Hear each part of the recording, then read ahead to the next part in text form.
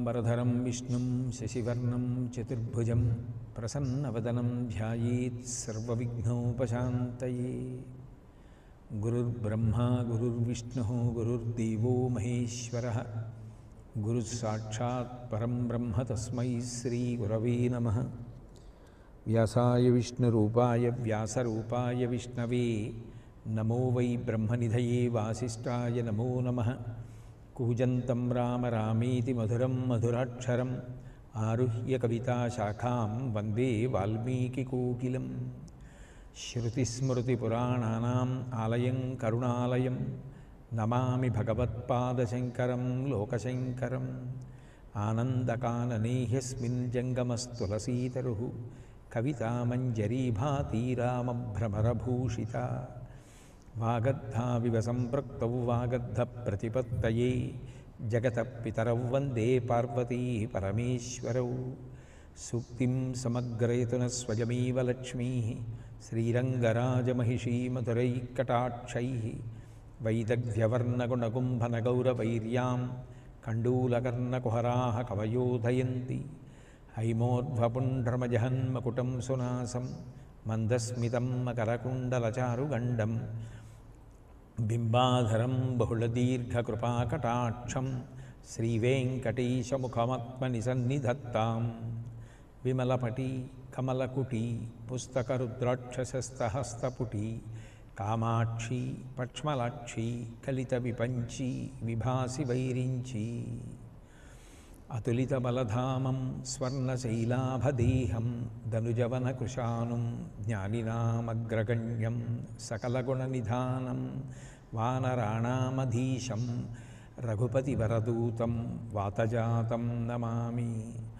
आपदामपहर्तारं दातारं सर्वसम्पदां लोकाभिरामं श्रीरामं भूयो भूयो नमाम्यहम्। हरि ओम। పరమేశ్వర స్వరూపమైన సభకి నమస్కారం. తులసీదాస్ గారు తరుపాతి చౌపాయిలో అంటారు, నాసైరోగహరై సబపీరా జపత నిరంతర హనుమత వీరా. వీరుడైన ఆంజనేయ స్వామి లేదా వీరాంజనేయ స్వామి, ఆ వీరాంజనేయ స్వామి యొక్క స్వరూపం ఎలా ఉంటుంది అన్న విషయాన్ని నిన్న మీతో మనవి చేయడం జరిగింది. ఆ కుడికాలు ముందుకు వేసి గదని భుజం మీద పెట్టుకుని ముందుకి దూకి భక్తుల్ని రక్షించడానికి ఉద్యమంతో ఉండేటటువంటి స్వరూపం.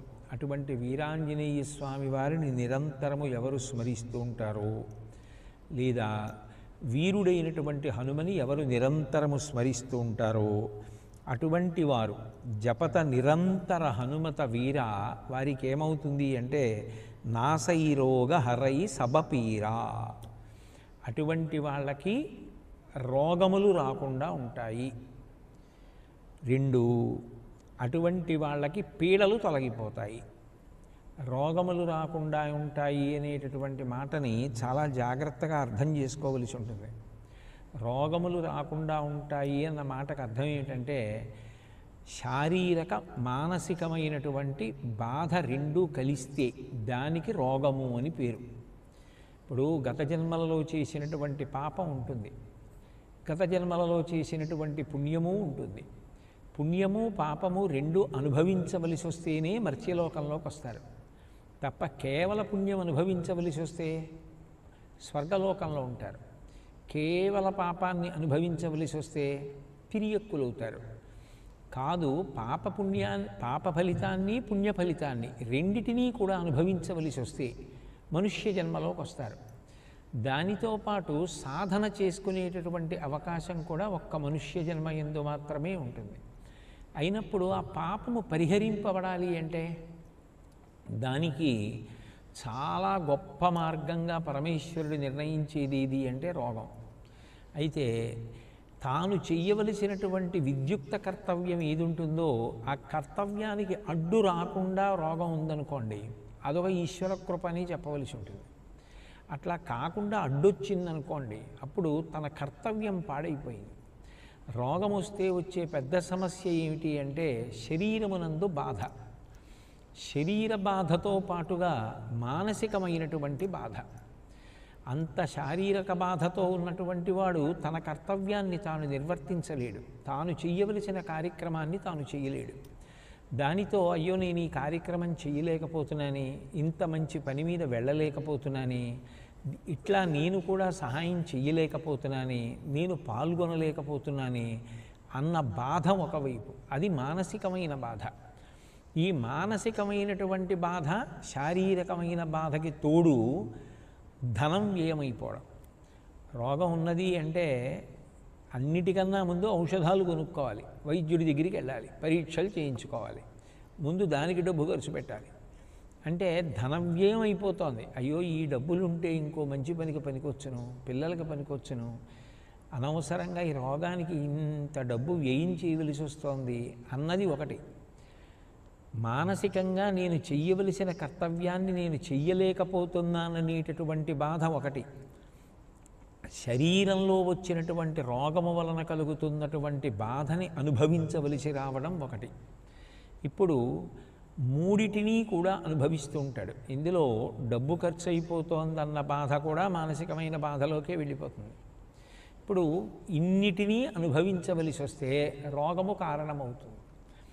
ఇప్పుడు హనుమని నిరంతరము జపం చేసేటటువంటి వాళ్ళకి రోగము రాదు అన్న మాటకు అర్థం ఏమిటంటే, వాళ్ళకి రోగములు రాకుండా ఉండిపోతాయి అని అర్థం చేసుకోకూడదు. రోగములు రావడానికి ఏ పాపములు కారణమో ఆ పాపములు ధ్వంసమవుతాయి. ఈశ్వరుడు దేనినైనా చెయ్యగలిగినటువంటి శక్తి కలిగినవాడు. ఇప్పుడు ఒకసారి చేసినటువంటి పాపపుణ్యాలు ఏ ఉన్నాయో అవి ప్రారబ్ధం కింద వచ్చేసిన తరువాత అది విడిచిపెట్టేసిన బాణం లాంటిది. సంచిత కర్మ పోగుపడిపోయి ఉంటుంది ఒక కుప్ప కింద. అందులోంచి కొంత పుణ్యాన్ని కొంత పాపాన్ని తీసి ఈశ్వరుడు ఒక శరీరాన్ని ఇచ్చి పంపిస్తాడు అనుభవించమని. ఏ కుప్పలోంచి తీశాడో అది సంచితం. ప్రతిరోజు అందులో మళ్ళీ పడిపోతుంటాయి పాపపుణ్యాలు. ఇప్పుడు నాబోటిగాడు పుణ్యం ఒకటే చేస్తున్నాడా, ఎన్ని పాపాలు చేయను కాబట్టి పాపాలు పడిపోతుంటాయి, కొన్ని పుణ్యాలు పడిపోతూ ఉంటాయి. సంచితం పెరిగిపోతూ ఉంటుంది. అందులోంచి తీసి నువ్వు అనుభవించేయి అని చెప్పి ఇచ్చినటువంటి వాటిలో పుణ్యము వ్యయమైపోతూ ఉంటుంది. నేను పొందినటువంటి సుఖాలు ఏ ఉన్నాయో ఆ సుఖాలు పుణ్యాన్ని అడ్డుపెట్టిపోతూ ఉంటాయి. వేళపట్టున తినగలిగాడు, అది ఒక సుఖం. అలా వేళపట్టున తినడానికి అదృష్టాన్ని పొంది ఉండేటట్టుగా గత జన్మలో పుణ్యం వ్యయమైపోతుంది. అందరూ వేడిలో ఉంటే తాను చల్లగా ఉన్నాడు, అటువంటి పరిస్థితిలో ఉండగలిగిన అదృష్టాన్ని పొందాడు. దానికి కొంత పుణ్యం వ్యయమైపోతుంది. 10 మంది చేత గౌరవింపబడే అధికారాన్ని పొందాడు, దానికి కొంత పుణ్యం వ్యయమైపోతుంది. అట్లాగే కష్టాలు, బాధలు, రోగాలు, వీటిల్లో పాపం వ్యయమైపోతుంది. పాపము పుణ్యము రెండూ కూడా నిరంతరం ఖర్చు అవుతుంటాయి. ఈ ఖర్చు అయ్యేటప్పుడు మనకి ఏది ప్రారబ్ధంగా పెట్టి పంపించాడో ఈ శరీరంతో అనుభవించమని అది విడిచిపెట్టేసిన బాణం. మీరు బాణం వేయకుండా ఆపచ్చు. అంటే సంచితంలోంచి ఇక మళ్ళీ నిన్ను జన్మ ఇవ్వను, నీ సంచితం దగ్ధమైపోయింది. జ్ఞానాద్దేవత కైవల్యం, జ్ఞానము కలిగి మోక్షం పొందడం అంటే సంచితం దగ్ధమైపోతుంది.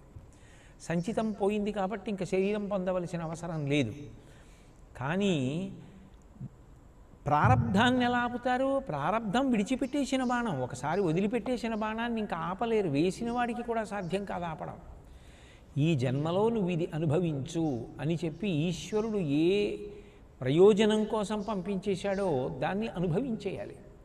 అప్పుడు రోగాన్ని ఎలా హరిస్తారు అంటే, అర్థం చేసుకోవలసినటువంటి విషయం, గంభీరమైన విషయం ఏమిటంటే, రోగమును తట్టుకోగలిగినటువంటి శక్తిని కటాక్షిస్తాడు. ఈ రోగమునకు లొంగిపోతే నేను చెయ్యవలసిన కర్తవ్యాన్ని చెయ్యలేను. అప్పుడు ఆయన పొందే అదృష్టం ఏమిటంటే, ఎంత రోగం ఎంత బాధ కూడా ఆయన భగవత్ సేవలో మరిచిపోతాడు. భగవత్ సేవ చేస్తున్నప్పుడు ఆయన సేద తీరుతాడు. ఆయనకు అది పెద్ద విశ్రాంతి. అంత పెద్ద విశ్రాంతిని ఈశ్వర సేవలో పొందుతున్నాడు. అంటే రోగం పీడించట్లేదా అంటే పీడిస్తోంది, బాధ పెట్టట్లేదా అంటే పెడుతోంది. ఇది ఎవరు గుర్తిస్తూ ఉంటారు? ఈ బాధని మనసు గుర్తిస్తూ ఉంటుంది. ఈ శరీరంలో ఈ అవయవం బాధపడుతోంది అని మనసు పట్టుకుంటూ ఉంటుంది. ఆ మనసు అకస్మాత్తుగా వేరొక విషయం వైపుకి వెళ్ళిపోయింది అనుకోండి, కొంచెం చెప్పడానికి చాలా కఠినంగానే ఉంటుంది. కానీ ఉపమానం ఎవరికో బాగా దెబ్బలు తగిలాయి. దెబ్బలు తగిలినటువంటి వాళ్ళని గబగబా ఇంటికి తీసుకొచ్చారు. అక్కడి నుంచి ఏ వైద్యశాలకి తీసుకెళ్లాలంటున్నారా, ఆయనకి స్పృహలో లేడు, నీళ్లు చల్లారు, కొద్దిగా స్పృహ వచ్చింది, అమ్మయ్య బ్రతకడానికి ఢోకా లేదు, కానీ పాపం చాలా రక్తం పోయింది, దెబ్బలు తగిలాయి. ఇంట్లో వాళ్ళందరి దృష్టి ఆయన మీదే ఉంది. ఆయన్ని గబగబా వైద్యశాలకి తీసుకెళ్ళాలి, ఆయన కోలుకోవాలి అని ఆలోచిస్తున్నారు. ఈలోగా ఎక్కడి నుంచో పెద్ద పాము ఒకటి లోపలికి వచ్చేసింది. ఇప్పుడు అందరి దృష్టి దేని మీదకి వెళ్ళిపోతుంది, ఒక్కసారి ఆ పాము మీదకి వెళ్ళిపోతుంది. పాము మీదకి ఒక్కసారి దృష్టి వెళ్ళింది అనుకోండి, ఇక్కడ ఉన్నటువంటి వాడి విషయాన్ని విస్మృతి పొందుతారు. ఆ ఒక్క క్షణంలో ఆ వ్యక్తి గురించి మరిచిపోయాడు. ఆ మరిచిపోయినప్పుడు, దాని గురించిన స్పృహ పోయినప్పుడు మనసు దానికి సంబంధించిన బాధను వదిలేస్తుంది. ముందు పాము వచ్చేసింది, మనం తప్పుకోవాలి, వాడు తప్పుకోవాలి, వీడు తప్పుకోవాలి, ఆ ఆలోచనలో ఉంటుంది. అట్లాగే అది సుఖకారకం అనుకోండి, అకస్మాత్తుగా ఏదో సుఖం అనుకోండి, ఒక్క క్షణం విశ్రాంతి పొందిన ఆశ్చర్యం లేదు. కాబట్టి మనసు ఈ సుఖ దుఃఖాలను గ్రహిస్తూ ఉంటుంది, ప్రతిస్పందిస్తూ ఉంటుంది. ఆ మనసు ఈశ్వర సేవలో సేద తీరిపోవడం దానికి అలవాటు అయిపోయింది అనుకోండి. ఆ భగవన్నామ స్మరణలో, భగవంతుని యొక్క లీలా విలాసములను స్మరించడంలో, ఆయన గురించి చదువుకోవడంలో, ఆయన గురించి చెప్పడంలో, ఆయన గురించి పాడడంలో, ఆయన గురించి భజన చేయడంలో, ఆయన గురించి వాద్యాన్ని మ్రోగించడంలో, నృత్యం చేయడంలో, అది బాధని మరిచిపోవడం అలవాటైందనుకోండి, అప్పుడు ఆయన రోగాన్ని భగవద్ అనుగ్రహము చేత గెలిచాడు. రోగము లేదా అంటే ఉంది, కానీ ఆ రోగము ఆయనని ఏమీ చెయ్యలేకపోయింది. ఎందుకు చేయలేకపోయింది అంటే, ఆ బాధని దాటగలిగినటువంటి స్థితిని మనసు పొందింది. అది ఒక అనుగ్రహం. రెండు, ఈశ్వరుడు సర్వశక్తిమంతుడు. ఆయన తలుచుకున్నాడు అనుకోండి, ఏ శారీరకమైనటువంటి బాధ అయితే ఉందో ఆ బాధ అట్లాగే ఉంటుంది. కానీ ఆ బాధ మీ నిత్య కర్తవ్యానికి అడ్డు రాకుండా ఉండే రీతిలో పాప ఫలితం మారుతుంది. ఉదాహరణకి తల బద్దలైపోతుంది అనుకోండి, విశేషమైన తలపోటు, అంత తలపోటుతో ఆయన మాట్లాడవలసి వస్తే ఆయన మాట్లాడలేడు. అంత తలపోటు లేకుండా పాదానికి ఉన్నటువంటి చిటికిన వేలు నిప్పెడుతోంది అనుకోండి, ఏదో దెబ్బ తగిలింది, వాచింది, నొప్పి చేసింది, ఏదో కష్టపడి వేదిక ఎక్కేసి ఒకసారి కూర్చున్నాడు అనుకోండి, పెద్ద కష్టమేం లేదు, మాట్లాడేస్తాడు. అంటే నొప్పి పెట్టాలి, బాధపడాలి, కానీ ఆ బాధపడడం మీరు చెయ్యవలసిన కర్తవ్యానికి అడ్డు రాకుండా ఈశ్వరుడు మార్చగలడు. ఎందుకనంటే ఆయన కర్మఫల ప్రదాత. ఆయనకు ఆ అధికారం లేకపోతే ఆయనకి ఈశ్వరత్వం ఎలా చేకూరుతుంది? కాబట్టి ప్రారబ్ధము విడిచిపెట్టిన బాణమైనప్పటికీ కూడా ఈశ్వరానుగ్రహము కలిగిందనుకోండి, అది ఏం చేస్తుంది అంటే మనిషిని మరింత పరిణితి పొందడానికి అవకాశంగా మారిపోతుంది తప్ప అది బంధనానికి కారణం కాదు. ఇద్దరు వ్యక్తులు దేవాలయానికి వెళ్ళారు.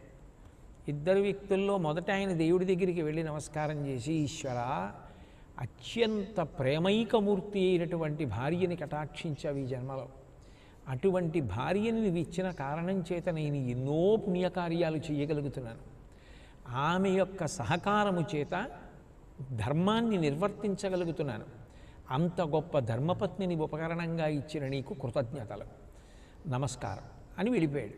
రెండో ఆయన వచ్చాడు, ఈశ్వర, మహాగయ్యాళి భార్యని ఇచ్చావు, నేను ఆ అంటే ఆవిడ ఖా అంటుంది, ఏ చిన్న విషయానికి నాతో ఏకాభిప్రాయాన్ని పొందదు, దాని వలన నాకు తొందరగా వైరాగ్యం వచ్చింది, నాకే అనుకూలవతి అయిన భార్య అయ్యుంటే ఏమో సంసారమునందు కూరుకుపోదునేమో, కానీ ఆమె ప్రతికూల అయిన కారణం చేత నాకు వైరాగ్యం కలిగింది, దానివలన నేను తొందరగా ఈ లంపటం నుంచి బయటపడగలుగుతున్నాను, ఆమె రూపంలో నాకు అనుగ్రహాన్ని కటాక్షించినటువంటి నీకు సర్వదా కృతజ్ఞుడను, ఆమె అట్లే క్షేమముగా ఉండుగాక, ఆమె అట్లే ప్రవర్తించుగాక, దాని చేత నా వైరాగ్యము చెక్కు చెదరకుండుగాక అని నమస్కారం చేశాడు.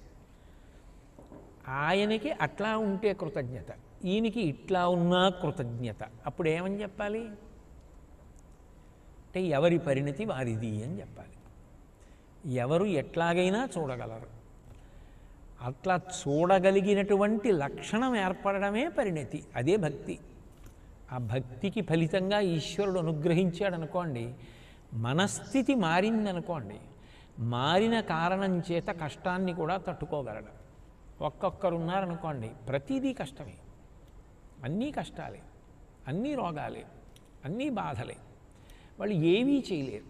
ఎందుకంటే వాళ్ళకి శారీరక బాధ కన్నా నిజానికి వారు మానసికంగా బలహీనులు. ఎప్పుడూ ఏదో జరిగిపోయిందో, ఏదో ఉందనో, ఏదో వస్తుందనో ఆలోచనతో మృత్పిండములలా నేలనంటుకుని ఉంటారు. వాళ్ళు బంతిలా పైకి ఎగరలేరు, వాళ్ళు తట్టుకుని సంతోషంగా నిలబడలేరు. అలా నిలబడలేకపోవడానికి కారణం వాళ్ళకి ఈశ్వరుడిచ్చిన విభూతులు ప్రకాశించకపోవడానికి కారణం మానసికమైన బలహీనత. అది ఒక్కొక్కరి యందు ఈశ్వరానుగ్రహంతో దృఢపడిందనుకోండి, వారే గొప్ప తేజోవంతులైపోతారు. అదే శంకర భగవత్పాదులు ప్రతిపాదన చేస్తారు. జడానాం చైతన్య స్తబకమకరంద శృతిచరీ దరిద్రాణం చింతామణి గుణనిక జన్మజలధౌ నిమగ్నానాం దంష్ట్రా మురరిపువరాహస్య భవతి అంటారు. ఆ అనుగ్రహం కలిగిందా జడత్వం విరిగిపోతుంది, అంతే. అన్నిటినీ తట్టుకుని వెళ్ళగలిగినటువంటి సమర్థత కలుగుతుంది. అందుకే మహాత్ములైన వారి గొప్పతనం ఏమిటంటే ఏది లేదు ఆలోచించరు, ఏది ఉన్నదో ఆలోచిస్తారు. అసమర్థుడి యొక్క లక్షణం ఏంటంటే ఏది లేదో ఆలోచిస్తాడు, ఏది ఉన్నదో ఆలోచించాడు. ఏది ఉన్నదో ఆ ధైర్యంతో అటువంటి లక్షణాన్ని మూట కట్టుకుని ముందుకు వెళ్ళిపోతూనే ఉంటాడు. పిరికివాడు ఏది లేదో ఎక్కువ ఆలోచించి సచికిల పడిపోతూ ఉంటాడు. దాన్ని మార్చగలిగినటువంటి వాడు పరమేశ్వరుడు ఒకడే. అందున హనుమ అంటే ఉత్సాహానికి, పరిణతికి, బుద్ధి వైభవానికి గొప్ప ప్రతీక. ఆయన అనుగ్రహం కలిగిందా ఎంత ఉత్సాహమైనా వస్తుంది, ఎంత ధైర్యమైనా ఉంటుంది, ఎటువంటి కార్యక్రమాలైనా చేయగలుగుతాడు. ఎంత మానసికమైనటువంటి బాధనైనా సరే తట్టుకు నిలబడి తన కర్తవ్యం తాను నిర్వర్తించగలుగుతాడు. అది ఆయన గొప్ప కాదు, అది కేవలం ఆ హనుమ యొక్క కటాక్షం. కాబట్టి అది ప్రతిపాదిస్తున్నారు తులసీదాస్ గారు. నాసైరోగహరై సబపీరా జపత నిరంతర హనుమత వీరా. హనుమంతుణ్ణి స్మరించడము, ఆయన గురించి జపం చేయడము అన్న మాటకు అర్థం ఏమిటి? ఆయన గురించి అనేక కోణాల్లో పరిశీలించడం. తులసీదాస్ గారు రామాయణంలో హనుమ యొక్క వైశిష్ట్యాన్ని ఎన్ని కోణాలలో పరిశీలించి ప్రతిపాదన చేస్తున్నారు. ఇన్ని కోణాలలో పరిశీలించి ప్రతిపాదన చేస్తున్నప్పుడు దాన్ని మీ వ్యక్తిత్వానికి అన్వయం చేసుకున్నారనుకోండి, నేను ఇట్లా బ్రతకాలి, నా యందు దోషాలను నేనే దిద్దుకోవాలి అని మీరు సంకల్పంతో దృఢచిత్తంతో నిలబడగలిగారనుకోండి, అదే వృద్ధికి కారణం, అదే ఈశ్వరానుగ్రహం. కాబట్టి దానిని ప్రతిపాదన చేస్తున్నారు. పరబ్రహ్మమైనటువంటి హనుమ, నువ్వు ఆ కోణంలో ఒక్క అడుగు ముందుకు వేస్తే 100 అడుగులు ముందుకు వచ్చి నిన్ను పైకెత్తుతారు. నిజానికి కూడా అట్లా ఎవరు ఆయన చుట్టూ తిరుగుతూ ఉంటారో, ఆయనని మననం చేస్తూ ఉంటారో, స్మరణ చేస్తూ ఉంటారో, పట్టుకుంటూ ఉంటారో, వాళ్ళకి అటువంటి కటాక్షము ఉంటుంది అని పరాశర స్మృతి ధృవీకరించింది. నేను చెప్తున్న మాటలు కావివి, ఇవి పరాశర స్మృతిలో ఉన్నటువంటి మాటలు. రోగము నయము కావాలి అంటే ఒక్కటి జ్ఞాపకం పెట్టుకోండి, శారీరకమైనటువంటి రోగం నయమవడం మన ఒక్కరి చేతిలో ఉండదు, వైద్యుడి చేతిలో మన చేతిలో కలిపి ఉంటుంది. అదేంటండి మన చేతిలో ఎందుకు ఉంటుందండి అని మీరు అడగచ్చు. ఔషధం ఎంత ముఖ్యమో పథ్యం అంత ముఖ్యం. ఔషధాన్ని వైద్యుడు ఇస్తాడు, పథ్యాన్ని మీరు చేయలేదనుకోండి, ఆ ఔషధం మిమ్మల్ని నిలబెడుతుందని నమ్మకం ఏముండదు. ఇప్పుడు ఏదో ఒక రోగం వచ్చింది, ఆ రోగానికి ఔషధము ఉంటుంది, పథ్యం కూడా ఉంటుంది. పథ్యం ఎప్పుడూ నిషేధం కిందే ఉంటుంది, విధి కింద కొంత మాత్రమే ఉంటుంది. మీరు ఇది తినండి మీకు మంచిదంటారు, అది నాకు రుచిగా లేదు కాబట్టి తినను, మీరు ఇది తినకండి, అది నాకు రుచిగా ఉంది కాబట్టి తింటాను. అప్పుడు లౌల్యమా కాదా? పథ్యం ఎందుకు చేయలేకపోతున్నాడు? లౌల్యానికి వశపడి చేయలేకపోతున్నాడు.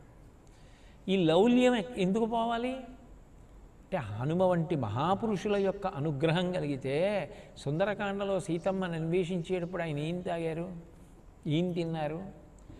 లోకంలో తినడానికి లేక బాధపడుతున్నటువంటి వాళ్ళు కొన్ని కోట్ల మంది ఉన్నారు. ఈశ్వరుడు నాకేం లోటు చేశాడు, ఇన్ని పదార్థాలలో అన్నీ తినమన్నాడు. ఏదో వేళ్ల మీద లెక్క పెట్టవలసినన్ని పదార్థాలు ఏదో ఒక తీపి తినకురా అన్నాడు. అది కూడా ఏదో కొద్దిగా నోట్లో వేసుకుంటే వచ్చిన ఉపద్రవం ఏం లేదులే. అది కూడా ఇప్పుడు ఇంచుమించు 50 సంవత్సరాల పాటు కొన్ని టన్నుల మధుర పదార్థం తినేసిన తర్వాత వచ్చింది. ఇంకా లౌల్యమే, ఇంకా తింటానంటే అది వైద్యుడు ఎంత గొప్ప ఔషధం ఇస్తే మాత్రం పనిచేస్తుంది? నియంత్రణ ఉండద్దు, స్వీయ నియంత్రణ. అది ఈశ్వరుడు నా నిగ్రహ శక్తిని పరీక్షించడానికి పెట్టిన పరీక్ష. కాశీ వెళ్ళి నేనేదో వదిలేశాను కాదు, ఈశ్వరుడు ఈ పరీక్ష పెట్టాడు, ఒక రుచిని వదలమన్నాడు అని నువ్వు వదలగలిగితే నువ్వు ధన్యుడివి. దానికోసం శోకిస్తానంటే అదే జీవితమా? కాదు కదా, చాలా ఉన్నాయి కదా జీవితం అంటే. అవన్నీ కదా పొంది ఆనందించాలి. దానికొక్కదానికి ఎందుకు వెంపర్లాడతావు? నువ్వు సాధించవలసినవి ఎన్నో ఉన్నాయి. అటువంటి విజయాలు సాధించి సంతోషించాలి, అంతేకాని ఏదో ఒక్కదాని కోసం ఏడుస్తావా? ఎంత అసహ్యకరమైన విషయం అయిపోతుంది. అశోచ్యానన్వశోచత్వం ప్రజ్ఞా వాదాంశ్చ భాషసే గతాసూన గతాసూంశ్చ నాను సూచంతి పండితా. అసలు ఒక్కొక్కసారి అనిపిస్తుంది చాలా సమస్యలు మనిషి సృష్టించుకున్నవి. మనిషి సమస్యలు సృష్టించుకోకపోతే ఈశ్వరుడు సృష్టించే సమస్యలు చాలా తక్కువ ఉంటాయి. ఆయన సృష్టిస్తే మన పాపానికి ఫలితంగా సృష్టించాలంతే, రోగం లాంటిదో తప్ప అదే పనిగా ఆయన 24 గంటలు సమస్యలు సృష్టించాడు. అక్కర్లేని మాటలు మాట్లాడుతూ ఉండడం, అక్కర్లేని విషయాల్లో జోక్యాలు చేసుకుంటూ ఉండడం, ఆ తర్వాత వేళ్ళు విరుచుకుంటూ ఉండడం, ఇవన్నీ మన దోషాలు. ఆయన ఏం చేశాడు? ఆయన చేయమన్నాడు అలాగా? ఆయన చేయమనలేదు. చేసి వేళ్ళు విరుచుకున్నవాడు నువ్వు, ఆయన్ని ఎందుకు అండం? కాబట్టి వైద్యుడు ఔషధం ఇచ్చినా మనం పథ్యం పాటించాలి, దానితో పాటు ఔషధాన్ని సేవించాలి. ఈ రెండూ ఉంటేనే రోగం నయం అవుతుంది. ఇప్పుడు రోగం నయం అవడం అనేటటువంటిది ఔషధం పుచ్చుకోవడం ఒక్కదాని మీదే లేదు. ఏ ఔషధం వాడితే నీ శరీరానికి అది తొందరగా తగ్గుతుందో అటువంటి ఔషధం వైద్యుడి యొక్క మేధస్సుకి ప్రచోదనం అవ్వాలి. ఆయన మేధస్సుకి ప్రచోదనమైతే బుద్ధి, ఈయనకి ఈ మందు వేస్తే తప్పకుండా తగ్గిపోతుంది అని ఆయన ఖచ్చితంగా అంచనాకి రాగలగాలి. అంటే నీకు రోగం తగ్గడానికి వైద్యుడి రూపంలోయే ఈశ్వరుడు నిలబడాలి. అందుకు ప్రథమో దైవ్యోభిషకౌ అంది రుద్రాధ్యాయం. వైద్యుడు ఈశ్వరుడై నిలబడాలి. నీకు ఈశ్వరానుగ్రహం ఆయన యందు కూడా ప్రసరించాలి. నీ రోగం బాగా ఆయనకి అర్థం అవ్వాలి. అర్థమై నీకు ఏ ఔషధం ఇవ్వాలో ఆయనకి బాగా బుద్ధి ప్రచోదనం అవ్వాలి. ఇప్పుడు ఆయన అటువంటి ఔషధాన్ని నీకు ఇస్తే ఆ ఔషధం ఆయన చెప్పినట్టు నువ్వు వాడి పథ్యం కూడా చేస్తే దాని కారణంగా రోగం నశించిపోతుంది. ఇప్పుడు ఇవన్నీ జరగాలి అంటే అక్కడ ఈశ్వర కటాక్షం ఉంటుంది. అంటే నీకున్న బాధ తగ్గడానికి కేవలము నీ చేతులలోనే లేదు, నువ్వు ఎవరి దగ్గరికి వెళ్ళావో ఆ వైద్యుడి చేతిలో కూడా ఉంది. ఆ వైద్యుడి యొక్క బుద్ధి కూడా అట్లా ప్రచోదనం కావాలి ఆ సమయంలో. అది చాలామంది పరిణితి కలిగినటువంటి వైద్యులు అంగీకరిస్తూ ఉంటారు. మా బుద్ధిని ఈశ్వరుడు ప్రచోదనం చెయ్యాలి, మేము కాదు వైద్యం చేసేది, ఆయన చెయ్యాలి, ఆయన వెనక నిలబడి మా బుద్ధి ప్రచోదనం చెయ్యాలి అంటారు. కాబట్టి అట్లా నడిస్తే రోగం తగ్గుతోంది. ఇదంతా జరగడానికి భగవద్భక్తి. అంతేగాని ఏమండి అలా చేస్తే తగ్గిపోతాయా అండి అని వితండవాదన చేయమనే కాదు.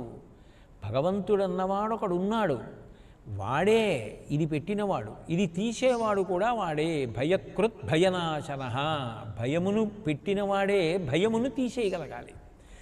అందుకని పరాశర సంహిత అంది, నువ్వు హనుమని ఒక ప్రత్యేకమైనటువంటి ప్రార్థనతో వేడుకుంటే, ప్రదక్షిణ చెయ్యగలిగితే ప్రదక్షిణం చేస్తూ, ప్రదక్షిణం చెయ్యలేకపోతే హనుమ దగ్గర ఈ మాట చెప్పు అంటే మనకి ఒక్కొక్కసారి చెప్పడం కూడా చేత కాదు.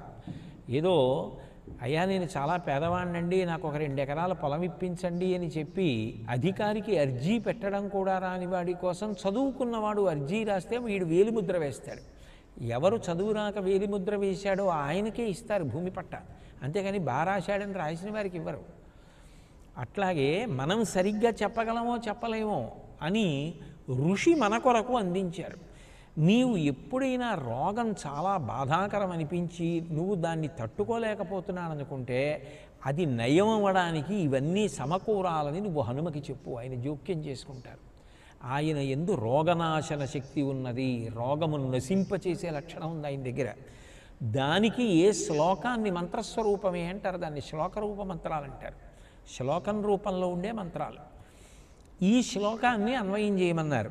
హనుమానంజనాసూనో వాయుపుత్ర మహాబల అకస్మాతాగతోత్పాతం నాశయాశు నమోస్తుతే. రోగం అకస్మాత్తుగా వస్తుంది, అంతేగాని ఇంకో వారం రోజుల్లో వస్తానని చెప్తుందే, అలా ఏం చెప్పదు. అకస్మాత్తుగా వచ్చినటువంటి ఈ రోగమును నువ్వు నయం చేసి నన్ను కాపాడు. అట్లాగే తీవ్రమైనటువంటి పరివేదన కలగడానికి కారణాలలో ఒకటి సంతానలీమి. ఎంత ఐశ్వర్యం ఉన్నా కొంతకాలం పాటు భార్యాభర్తలిద్దరూ కలిసి సంతోషంగా విహరించడం బాగుంటుందేమో, కానీ సంతానం కలగకపోతే వాళ్ళు పొందేటటువంటి బాధ వర్ణనాతీతం. అట్లా సంతానం కానీ కలగకపోతే హనుమ దగ్గరికి వెళ్ళి నమస్కారం చేసి ఈ శ్లోకం చెప్పమన్నారు. ఓపిక ఉంటే ప్రదక్షిణం చేసి ఒకసారి హనుమ దగ్గర ఆగి శ్లోకం చెప్తుండమన్నారు. ఇవి శ్లోక రూప మంత్రాలే. అంజనాసుత దేవేశ కేసరీ ప్రియనందన దేహి మే తనయం శీఘ్రం సర్వభాగ్యనిధిం ప్రభో. మీరు అంజనా కుమారుడు, అందుచేత అందరూ కూడా మీ పేరు పలికేటప్పటికి అబ్బా ఆ అంజనాదేవి చేసిన అదృష్టం ఎటువంటి కుమారుణ్ణి కందో అంటారు. ఆ తల్లి పేరు మీద నువ్వు కీర్తింపబడ్డావు, ఆంజనేయుడు, అంజనా కుమారుడు అని. ఆ తల్లి ఎంత గొప్ప అదృష్టాన్ని పొందింది, నిన్ను కని మీ అమ్మ అంత కీర్తి పొందిందే. కేసరి ప్రియనందన, నందన శబ్దం ఎందుకేస్తారంటే ఆనందింపజేయువాడు. తండ్రికి గొప్ప ఆనందం ఎప్పుడంటేట కొడుకు ప్రయోజకుడైతే.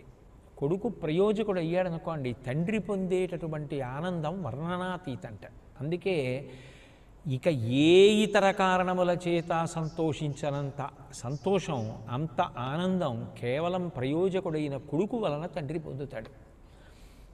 అందుకే ఒక వయస్సులో తన కష్టం, తన చదువు, తన ఉద్యోగం, తన అధికారం, తన పరిణితి, తన బుద్ధి, తన కీర్తి, తన ఆనందానికి కారణాలు.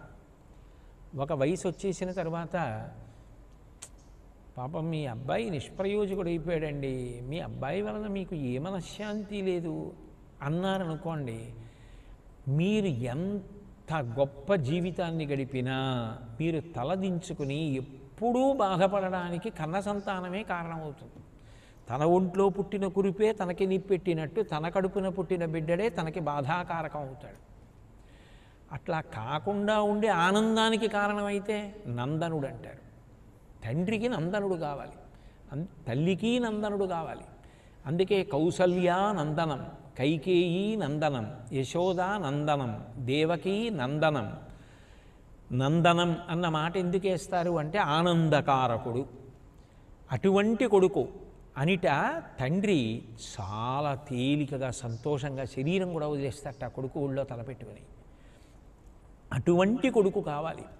కేసరి ప్రియనందన, నీ తండ్రి కేసరి నిన్ను చూసుకున్నంత పొంగిపోయాడు. నాకు మాత్రం అటువంటి కొడుకుని ఎత్తుకోవాలని ఉండదు, నాకు మాత్రం అటువంటి కూతుర్ని పొందాలని ఉండదు, నేను కూడా అట్లా సంతోషించాలి, నా భార్య సంతోషించాలి, అటువంటి కొడుకుని కనిచ్చాను మా ఆయనకి అనద్దు. అటువంటి కొడుకుని కంది, నాకు అటువంటి కొడుకున్నాడని నేను సంతోషపడద్దు స్వామి, అందుకని అనుగ్రహించండి. దేహి మే తనయం శీఘ్రం, నా పాపం ఏమైనా ఉంటే తొలగించి నాకు కొడుకుని ఇవ్వండి, నాకు కూతురుని ఇవ్వండి. సర్వభాగ్య నిధిం ప్రభో, సమస్త భాగ్యములకు మీరు నిధి. ఇవి నేను సొంతంగా ఏవో కల్పించి చెప్తున్నావు కావు. ఇవి పరాశర సంహితలో ఉన్న విషయాల్ని నేను మనవి చేస్తున్నాను. అంటే పరబ్రహ్మస్వరూపముగా పాపమును హరించి సంతానముడు కూడా కటాక్షించగలిగినటువంటి పరమాత్మ స్వరూపము అని. అట్లాగే అన్నీ బాగున్నాయి, బాగుండాలని కోరిక కూడా ఉంటుందిగా, అదో కోరిక ఉంటుందిగా. ఇప్పుడు ఎలా ఉన్నావో అలాగే ఉండాలి, లేదా ఇంకా వృద్ధిలోకి వెళ్ళాలి తప్ప ఇంకొకలా ఉండడానికి వీల్లేదు అన్న కోరిక ఒకటి ఉంటుంది కదూ. అది ఉన్నప్పుడు అన్నీ ఉన్నా కృతజ్ఞత చెప్పడం లక్షణం. అన్నీ ఉన్నా కృతజ్ఞత చెప్పడమే ప్రదక్షిణం. కుడివైపు ఉంచుకొని హనుమ విషయంలో 5 చేయమంటారు. ప్రదక్షిణాలు చేస్తూ హనుమాన్ ఆంజనేయం మహావీరం బ్రహ్మ విష్ణు శివాత్మకం తరుణార్క ప్రభం శాంతం రామదూతం నమామ్యహం, ఈ శ్లోకం చెప్తూ ప్రదక్షిణం చేస్తారు. అట్లాగే అన్ని పీడలు తొలగిపోవడానికి, ఇక ప్రతిదానికి పేరు పేరున ఏదో పడిశం పట్టింది, దగ్గొచ్చింది, జ్వరం వచ్చింది, కడుపులో నొప్పిగా ఉంది, కాలు నొప్పిగా ఉంది, ఇలా ఏమీ కాకుండా ఇప్పుడు ఏదో కొన్ని చెప్పారు. సంతానం కలగకపోతే నువ్వు పడుతున్నటువంటి బాధ చాలా మానసికమైన కష్టం కాబట్టి అటువంటి బాధ నుంచి వినిర్ముక్తుడు ఒకట కొరకు. అట్లాగే నీకు ఏదైనా చాలా బాధగా ఉండి అకస్మాత్తుగా రోగం వస్తే చెప్పారు. ఇక ప్రతిదానికి విడివిడిగా అక్కర్లేదు. ఏ పీడ కలిగి నువ్వు బాధపడుతున్నా ఆ పీడ నుంచి బయటికి రావడానికి ఈ మాటలు చెప్పి నమస్కారం చేయి. నీకు ఓపిక ఉంటే ప్రదక్షిణం చేయి. హనుమాన్ కల్పవృక్షో మే హనుమాన్ మమ కామధక్ చింతామణిస్తు హనుమాన్ కో విచార కుతో భయం. మహానుభావుడైనటువంటి హనుమ కల్పవృక్షం, అటువంటి మహానుభావుడైన హనుమ కామధేనువు, అటువంటి హనుమ చింతామణి. ఆయన ఉండగా నాకు ఈ విచారం ఏమిటి, ఈ పీడ గురించి నేను ఎందుకు బెంగెట్టుకోవాలి, ఆయన నన్ను దీంట్లోంచి బయటికి తీసేస్తారు అంటూ ప్రదక్షిణం చేయమన్నారు. ఏదైనా ఒక పని జరిగి తీరాలి, కానీ అది చాలా కష్టసాధ్యం, అంత తేలిక విషయం మాత్రం కాదు. అంత కష్టసాధ్యమైనటువంటి పని చేస్తుంటే అప్పుడు అసాధ్య సాధక హనుమ అంటారు. ఆయన దగ్గరున్న లక్షణం ఏమిటంటే అంత కష్టంతో చెయ్యవలసిన పని కూడా ఫలించేటట్లుగా అనుగ్రహిస్తారు. దానికి హనుమ దగ్గర ఈ శ్లోకం చెప్పి నమస్కారం చేయమన్నారు. నీకు ఓపిక ఉంటే మౌనంగా ప్రదక్షిణం చేస్తూ చెప్పమన్నారు. అంటే ప్రదక్షిణం చేసి ఒకసారి ఆగి చెప్పచ్చు, నోటికొచ్చేస్తే చదువుకుంటూ చెప్పచ్చు అని. అసాధ్య సాధక స్వామిన్ అసాధ్యం తవ కిం వద రామదూత కృపాసింధౌ మత్కార్యం సాధయ ప్రభో. స్వామి, మీ నిఘంటువులలో అసాధ్యమన్న మాట ఉందా? మీకు అసాధ్యమన్న మాట లేదు. ఏదైనా సాధించగలిగినటువంటి ప్రజ్ఞాధురీణులు కాబట్టి ఇది నాకు అత్యంత అవసరం, కానీ చాలా కష్టసాధ్యమైన పని, ఇది నాకు అనుకూలపడేటట్టుగా మీరు అనుగ్రహించండి అని త్రికరణ శుద్ధిగా ఆయనకి నమస్కారం చేస్తే రామదూత కృపాసింధో మత్కార్యం సాధయ ప్రభో, నా కార్యము జరిగేటట్లుగా అనుగ్రహించండి అని వారికి నమస్కారం చేస్తే హనుమ తప్పకుండా అనుగ్రహిస్తారు అని. అందుకే ఈ రకరకాలైనటువంటి పీడలను ఆయన తొలగిస్తారు అన్న విషయాన్ని చెప్పడానికి హనుమ యొక్క అష్టోత్తరాన్ని, హనుమ యొక్క సహస్రనామావళిని పరిశీలిస్తే అటువంటివి మీకు ఎన్నో కనపడతాయి. అందులో సర్వరోగహరాయ నమః, సర్వదుఃఖహరాయ నమః, భక్తవత్సలాయ నమః, దీనబంధవే నమః, ఇవన్నీ అష్టోత్తరంలోవి. హనుమత్ సహస్రంలో శ్రీప్రదాయ నమః, జయప్రదాయ నమః. శ్రీ అంటే సమస్తమైనటువంటి ఐశ్వర్యం, ఈప్సిత సిద్ధి. జయం అంటే కార్యంలో విజయాన్ని సాధించడం. జయప్రదాయ నమః, మానదాయ నమః. కొన్ని జరగకూడనివి జరిగాయనుకోండి, గౌరవం అంతా నశించిపోతుంది. అలా గౌరవం పోకుండా నిలబడాలి అంటే మానదాయ నమః, గొప్ప కీర్తిని సముపార్జించుకోవాలనుకున్నాడు. అది మంచి కోరికే. యశవునందనురక్తియు ప్రకృతి సిద్ధగుణంబులు సజ్జనాళికిన్ అంటాడు భర్తృహరి. నేను కీర్తివంతులను కావాలి అని కోరుకోవడం మంచి కోరికే. కాబట్టి కీర్తిదాయ నమః, శోకహారిణే నమః, యశస్కరాయ నమః, అనంతమంగళకరాయ నమః. నేను కొన్ని నామాలు చూపించానంతే. మీరు హనుమత్ సహస్రాన్ని పరిశీలించిన, హనుమద్ అష్టోత్తరం పరిశీలించిన మీకు ఇట్లా పీడని తొలగించేటటువంటి నామములు, అనేక నామములు హనుమ యొక్క అష్టోత్తరంలోనూ సహస్రంలోనూ కనపడుతుంటాయి. అంటే ఆయన ఎంతగా రోగములను పీడలను పోగొట్టగలిగినటువంటి గొప్ప స్వరూపమో అర్థమవుతుంది. అందుకంటున్నారు తులసీదాస్ గారు, నాసైరోగహరై సబపీర జపత నిరంతర హనుమత వీరా. మిమ్మల్ని ఎవరు నిరంతరం జపం చేస్తున్నారో వారి యొక్క సమస్తమైన పీడలను తొలగిస్తారు, రోగములను హరిస్తారు అంటున్నారు. సంకటసే హనుమానచుడావై మనక్రమవచన ధ్యానజోలావై. తులసీదాస్ గారు మరొక విషయాన్ని ప్రతిపాదిస్తున్నారు. అంత గొప్ప హనుమ యొక్క అనుగ్రహాన్ని పొందడానికి మార్గములను మనకి సూచన చేస్తున్నారు ఆయన. అందులో అంటున్నారు, మనోవాక్కాయములచే ఎవరు హనుమంతుని ధ్యానిస్తూ ఉంటారో అటువంటి వాడు సమస్త సంకటముల నుండి బయటపడిపోతాడు. మనోవాక్కాయములంటే త్రికరణములు ఏకీకృతము కావాలంటే ధ్యానం చేయమని. హనుమ యొక్క స్వరూపాన్ని ధ్యానం చేస్తూ ఏదో ఒక నామాన్ని మీరు ఉచ్చరిస్తున్నారనుకోండి, హనుమతే నమః, హనుమతే నమః, లేకపోతే ఆంజనేయాయ నమః, ఆంజనేయాయ నమః అనుకుంటూ ఆంజనేయ స్వామి వారి యొక్క స్వరూపాన్ని మనసులో దర్శనం చేస్తున్నారనుకోండి, అదే మానసికమైనటువంటి దర్శనం. అంటే మనసు ఆ రూపాన్ని చూస్తోంది. అట్లాగే వాక్కు ఆయన యొక్క నామాన్ని ఉచ్చరిస్తోంది.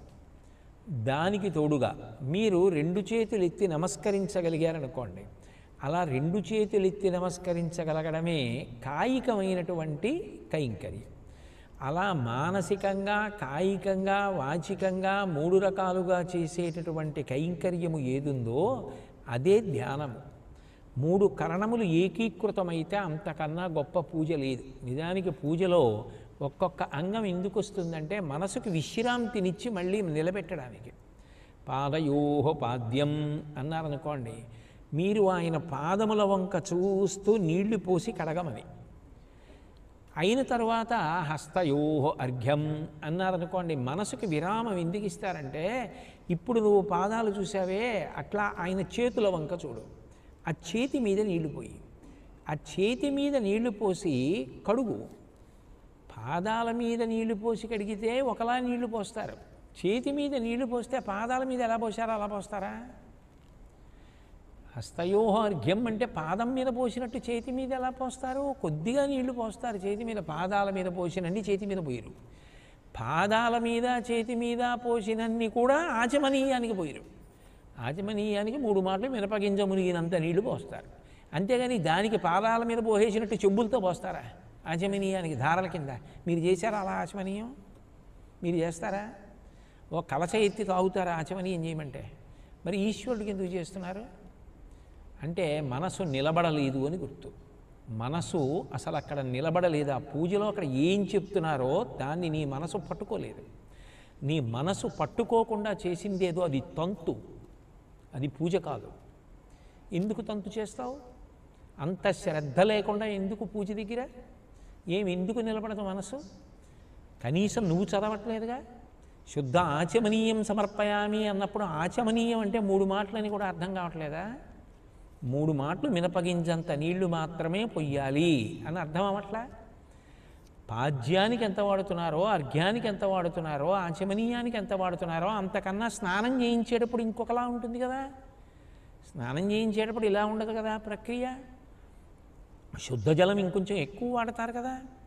మీరు ఏ ఉపచారం చేస్తున్నారో ఉపచారానికి అనుగుణంగా కదలాలి కదా. కాళ్ళు చేతులు కదలాలి, మనసు కదలాలి, నోరు కదలాలి. మంత్రాన్ని ఏం చెప్పట్లేదు కదా. అంటే భగవన్నామం ఉచ్చరించు.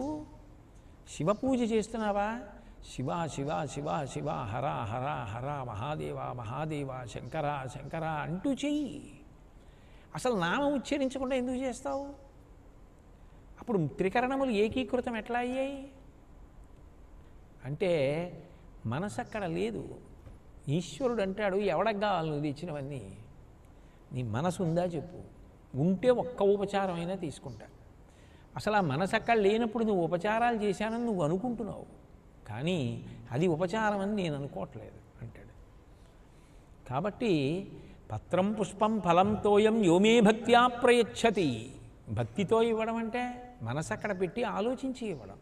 ఆలోచన లేకుండా చేసింది, అసలు దాని గురించి అవగాహన లేకుండా చేసింది పూజ ఎందుకు అవుతుంది అది? కాబట్టి ఆయన మనని ఏం చేస్తారు అంటే మనోవాక్కాయముల చేత ఎవరు హనుమను ధ్యానము చేయుచున్నారో, లేదా పూజ పెద్ద ధ్యానము, దీర్ఘధ్యానము, పూజ చేసేటటువంటి వాడికి అది తప్ప వేరొకటి కనపడదు. పూజ చేస్తున్నాడు అనుకోండి, ఆయనకి అదే కనపడుతూ ఉంటుంది అంతే. దానిలోనే రమిస్తూ ఉంటాడు. దానిలోనే రమిస్తూ ఇంకా ఎంత బాగా చేయొచ్చు, ఇంకా ఎంత బాగా చేయొచ్చు. ఉదాహరణకి మీరు పాదములు ముట్టుకున్నంత తేలిక పాదుకలు అక్కడ ఉన్నాయనుకోండి, మీకు ఏమిటి సౌలభ్యం అంటే, మీరు పాదాలు కడిగితే ఎంత బాగా కడుగుతారో అలా మీ ధర్మపత్ని కలశతో నీళ్లు పోస్తుంటే మీరు అంత బాగానూ పాదుకల్ని కడగచ్చు.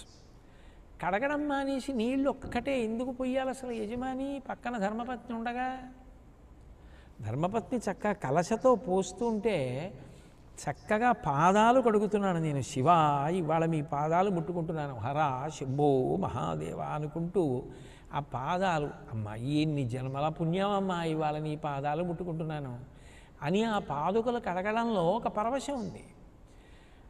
అసలు ఆ భావనే నీకు లేకపోతే ఇంకోటి చెప్తే వచ్చేది అది. ఎన్ని మాటలు చెప్తారు అలా? ఇట్లా చెప్పరు. ఎక్కడో అక్కడ నీ మనసు నిలబడితే నీకు రావాలి అది తప్ప. ఇంకా అది ఏదో ఒక పాఠ్య ప్రణాళిక అన్నట్టు నేను కలసతో ఇలా నీళ్లు పోయడం ఒకటే నాకు పాద్యం అంటే అవి ఎప్పుడూ ముట్టుకోవు పాదాలు, ఎప్పుడూ ముట్టుకోవు పాదుకలు. అదృష్టం అక్కడే ఉంది పెన్నిధి, నువ్వు వినియోగించుకోవద్దు. నీ మనసు నిలబడద్దు, మనసు ప్రధానం. కాబట్టి పూజ దీర్ఘధ్యానం, ధ్యానం భగవంతుడి గురించి చెప్పడం ధ్యానం. భగవంతుడి గురించి చెప్తున్నప్పుడు దాని మీద తప్ప వేరొక విషయం మీద మీకు మనసు లేదనుకోండి, మీరు చెప్తున్నదే మీకు లోపల కనపడుతోంది అనుకోండి, అదో పెద్ద ధ్యానం. మీరు వింటున్నప్పుడు అదే వింటూ అదే కనపడుతోంది అనుకోండి, అదో పెద్ద ధ్యానం. ఇందులోనైనా మూడు ఏకీకృతం అయ్యాయా? అలా అయితే పలుకుతారు ఆయన. అలా పలికితే ఏమవుతుందన్నారు ఆయన, సంకటసే హనుమానచ్చుడావై, నిన్ను సంకటాల నుంచి పైకెత్తేస్తారన్నారు. సంకటం అంటే ఏమిటి? మనం తెలుగులో ఎక్కువగా ఈ మాట వాడేసుకుంటూ ఉంటాం, సంకటం అన్న మాటని. వాడికి అన్నీ సంకటాలేరా అంటూ ఉంటారు. అన్నీ సంకటాలేరా అంటే ఏమిటి? ఇరుక్కుపోయినాడు అని అర్థం. సంకటము అన్న మాటకు అర్థం ఏంటంటే ఇరుక్కోవడం. ఆ ఇరుక్కోవడం ఎలా అంటే ఇంకా పైకి రాడు. ఎక్కడ ఇరుక్కున్నాడు అంటే, ఏదో ఓ పెద్ద దొంగ తీసుకొచ్చి ఎవరో దాంట్లో ఓ ఇనప పెద్ద మేకు దింపి దాన్ని చీల్చడానికి విడగొడుతున్నారు. ఎవడో ఒక ఆయన ఏం చేశాడు, ఆయన ఇంకా చీలిపోతోంది కదా, ఇంక తీసేద్దామని చెప్పి పైకి తీసేసే సమయంలోనే వచ్చి ఎక్కడి నుంచో దాని మీద దాంట్లో చెయ్యెట్టి ఎవరితోనో మాట్లాడాడు. ఆయన అది లాగేశాడు. ఇప్పుడు మళ్ళీ ఆ కొయ్య రెండు కింద కలిసిపోయింది. ఇప్పుడు చెయ్యి అందులో ఉంది. ఆయన తీసుకోగలడా? ఇరుక్కుందంటారు, అది సంకటం. మన జీవితం అంతా ఇరుకులో ఇరుక్కుని ఉంటుంది. ఎక్కడ ఇరుకులో ఇరుక్కుంది అంటే, ఒక పక్క నుంచి కాలం అది నెట్టేస్తూ ఉంటుంది, దాన్ని మీరు తట్టుకోలేరు, అలా నొక్కుతుంది అది. దైవం గోడలా నిలబడి ఉంటుంది. ఇప్పుడు గోడకి పెట్టి ఒక వ్యక్తిని గట్టిగా నొక్కారనుకోండి, వాడు పడే బాధ సామాన్యంగా ఉంటుందా? అట్లా కాలము, దైవము, దైవానికి తెలుసు చేసినది దురితము, ఏం చేశాడు పూర్వం, దానికి ఏ ఫలితం అనుభవించాలి ఇప్పుడు తెలుసు. దైవము, కాలము, దురితము. ఆ దురితమునకు ఫలితము దుఃఖము. ఆ దుఃఖం అనుభవించడానికి నొక్కుతూ ఉంటుంది కాలం దురితం. ఇప్పుడు ఆ నొక్కుతున్నప్పుడు పైకి తీసేవాడు ఉండడు, ఎవ్వరూ పైకి తీయలేరు. సంకటము ఆపద, నువ్వు అనుకున్నదొకటి అయినదొకటి, దానికే ఆపద అని పేరంటే నీ బుద్ధి చేత నువ్వు తప్పించుకోలేవు. దాన్ని తప్పించాలంటే ఈశ్వరుడికే సాధ్యం. అన్యులు దాన్ని తీయలేరు. సంకటమనకే ఆపద అని పేరు. నేను ఆపద అని వస్తే నాకు భీష్ముడు చెప్పిన పద్యమే గుర్తొస్తూ ఉంటుంది. కురుక్షేత్ర సంగ్రామ భూమి యందు ఆయన బాణపంజరం మీద పడున్నాడు భీష్మాచార్యుల వారు. అంటే ఆయనే శయనం చేశాడు ఉత్తరాయణ పుణ్యకాలం కోసం. ఈలోగా కురుక్షేత్రంలో ధర్మరాజు గారు గెలిచేశాడన్నారు. ఒక రోజున దిగాలు ముఖాలు పెట్టుకుని వచ్చారు. ఏమంటే ఉపపాండవులందరినీ చంపేశాడు అశ్వత్థామ. రాత్రికి రాత్రి చంపేశాడు. సర్వసైన్యాధిపతి సాక్షాత్తు ద్రౌపదుడి యొక్క కుమారుడు దృష్టద్యుమ్నుడు, ఆయన్ని చంపేశాడు. ఎందరో వీరుల్ని హతమార్చేశాడు. రాత్రికి రాత్రి చంపేశాడు నిద్దట్లో ఉన్న వాళ్ళని. అన్నీ విని భీష్ముడు అన్నాడు, రాజట ధర్మజుండు, సురరాజసుతుండట ధన్వి, శాస్త్రవోద్యోతకమైన గాంధీవము విల్లుయట, సర్వభద్ర సంయోజకుడు చక్రి సారథియట, ఉగ్రగదాధరుండు భీముడయ్యాజికి తోడువచ్చునట, ఆపద కల్గుటకేమి చిత్రమో అన్నాడు. పూర్వం దుర్యోధనుడు రాజు, వాళ్ళు ఏదైనా కుట్ర చేశారు అంటే అనుకోవచ్చు. ఇప్పుడు వాళ్ళందరూ చచ్చిపోయారు, ధర్మరాజు గారే రాజు. రాజట ధర్మజుండు, సురరాజసుతుండట ధన్వి, సాక్షాత్తు దేవేంద్రుడి కొరకు అర్జునుడు ధనస్సు పట్టుకున్నాడు. అదేం ధనస్సు, మామూలు ధనస్సు కాదు, శాస్త్రవోద్వేజకమైన గాంధీవము విల్లుయట. శత్రువులు దాని చప్పుడు వింటే చాలు, వింటినారి చప్పుడు హడిలిపోతారు.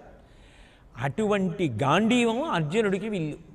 సర్వభద్ర సంయోజకుడు చక్రి సారథియట. సమస్త లోకములను కాపాడగలిగినటువంటి కృష్ణ పరమాత్మ వాళ్ళకి రక్షకుడు. ఉగ్రగదాధరుండు భీముడయ్యాజికి తోడువచ్చునట. ఆ గద భుజం మీద వేసుకుని తిప్పుతూ వచ్చేటటువంటి భీముడిని చూస్తే హడిలిపోతారు. అటువంటి భీముడు ధర్మరాజు పక్కన ఉన్నట్ట. 5 కొడుకులు రాత్రికి రాత్రి చచ్చిపోయారట. అంటే ఎందుకైనా పనికొచ్చాయా ఇంత పరాక్రమాలు? భీష్ముడిని పడగొట్టారు, ద్రోణుడిని పడగొట్టారు, అన్ని కోట్ల మంది సైన్యాన్ని పడగొట్టిన వారు ఒక్క రాత్రి తమ కొడుకుల్ని తాము కాపాడుకోలేకపోయారు. సింహాసనానికి ఉత్తరాధికారి లేడు. ఏమనాలి? అది ఆపద, సంకటం. ఆపద కల్గుటకేమి చిత్రమో, దాన్ని తీయగలిగిన వాడు ఎవరు? ఈశ్వరుడు ఒక్కడే. అందుకే కదా పరీక్షిత్తు బతికేటట్టు చేశాడు. లేకపోతే ప్రకటితమైన దైవయోగమున పాండవ సంతతి అంతరింపగా వికలత పొందనీక ప్రభవిష్ణుడు కృష్ణుడు అనుగ్రహించి శాపకు బ్రతికించగావున. ఆయన బ్రతికించాడు కాబట్టి పరీక్షిత్ అయ్యాడు. లేకపోతే అసలు నిజానికి పాండవ వంశం ఎప్పుడో అంతరించిపోయింది. అంటే ఆపద గడువంబెట్టను ఓపి శుభంబైన దాని నొడగొట్పను పాండుక్ష్మాపాలుడు నిన్ను చూపి చనియ మహాత్మా అంటాడు ఉద్యోగపర్వంలో ధర్మరాజు గారు కృష్ణుడితో. ఆపద గట్టెక్కించాలంటే పరమేశ్వరుడు ఒక్కడే గట్టెక్కించాలి. ఆ కాలమునందు ఆ దైవము ఆ దురితమునకు ఫలితము అలా ఇవ్వకుండా ఆపడం ఆయన వల్లనే సాధ్యం. అందుకు కదా ఆపద మొక్కలవాడ అనాథరక్షగా గోవిందా గోవిందా అంటుంటారు. అటువంటి సంకటములు ఎప్పుడు వస్తాయి ఎవరికీ తెలియదు. ప్రశాంతంగా ఉన్న జీవితంలో సంకటం అనేటటువంటిది ఒక పెద్ద తుఫాన్. దాని నుంచి మళ్ళీ రక్షించగలిగినటువంటి వాడు పరమేశ్వరుడు ఒక్కడే. ఆ సంకటం నుంచి కాపాడడంలో పరమ ప్రసిద్ధ స్వరూపం ఎవరు అంటే హనుమ. అందుకే సంకట విమోచక హనుమన్ అని ఆయనకు ఒక పేరుంది. ప్రత్యేకించి ఈ సంకటమోచన హనుమ అన్న పేరుతో సాక్షాత్తు తులసీదాసు గారే ప్రతిష్ఠ చేశారు. కాశీపట్టణంలో ఉంది, మీ అందరూ వెళ్ళొచ్చే ఉంటారు దానికి. ఆ సంకటమోచన హనుమ అని ప్రసిద్ధ కలిగినటువంటి దేవాలయం తులసీదాసు గారే ప్రతిష్ఠించారు. ఆ తర్వాత అనేక చోట్ల ప్రతిష్టలు జరిగాయి.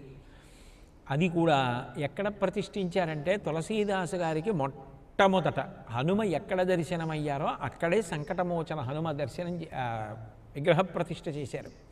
చిత్రం ఏంటంటే అక్కడ రాముడు హనుమ ఎదురెదురుగుండా ఉంటారు.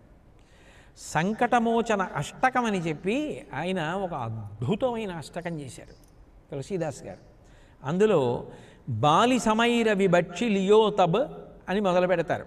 మొదలుపెట్టి ఎంత గొప్పవాడవయ్యా నువ్వు అని ఆ సంకటమోచన హనుమ గురించి ప్రతి శ్లోకంలో కూడా ప్రతి పద్యం మన వైపు ఛందస్సులో చెప్పాలి అంటే చిట్ట చివర 4వ పాదంలో మకుటంలో ఏమంటుంటారంటే కోనహి జానత్ హే జసమేకపి సంకటమోచన నామతిహారో, లోకంలో ఎవరికి తెలియదు నువ్వు సంకటమోచన హనుమవని అంటుంటారు.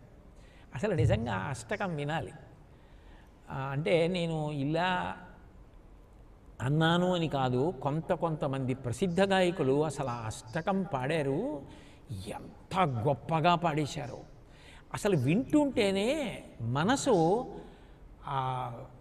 పులకరిస్తుంది. నేను ఒక చోట ఒక ప్రత్యక్షమైన సంఘటన చూశాను.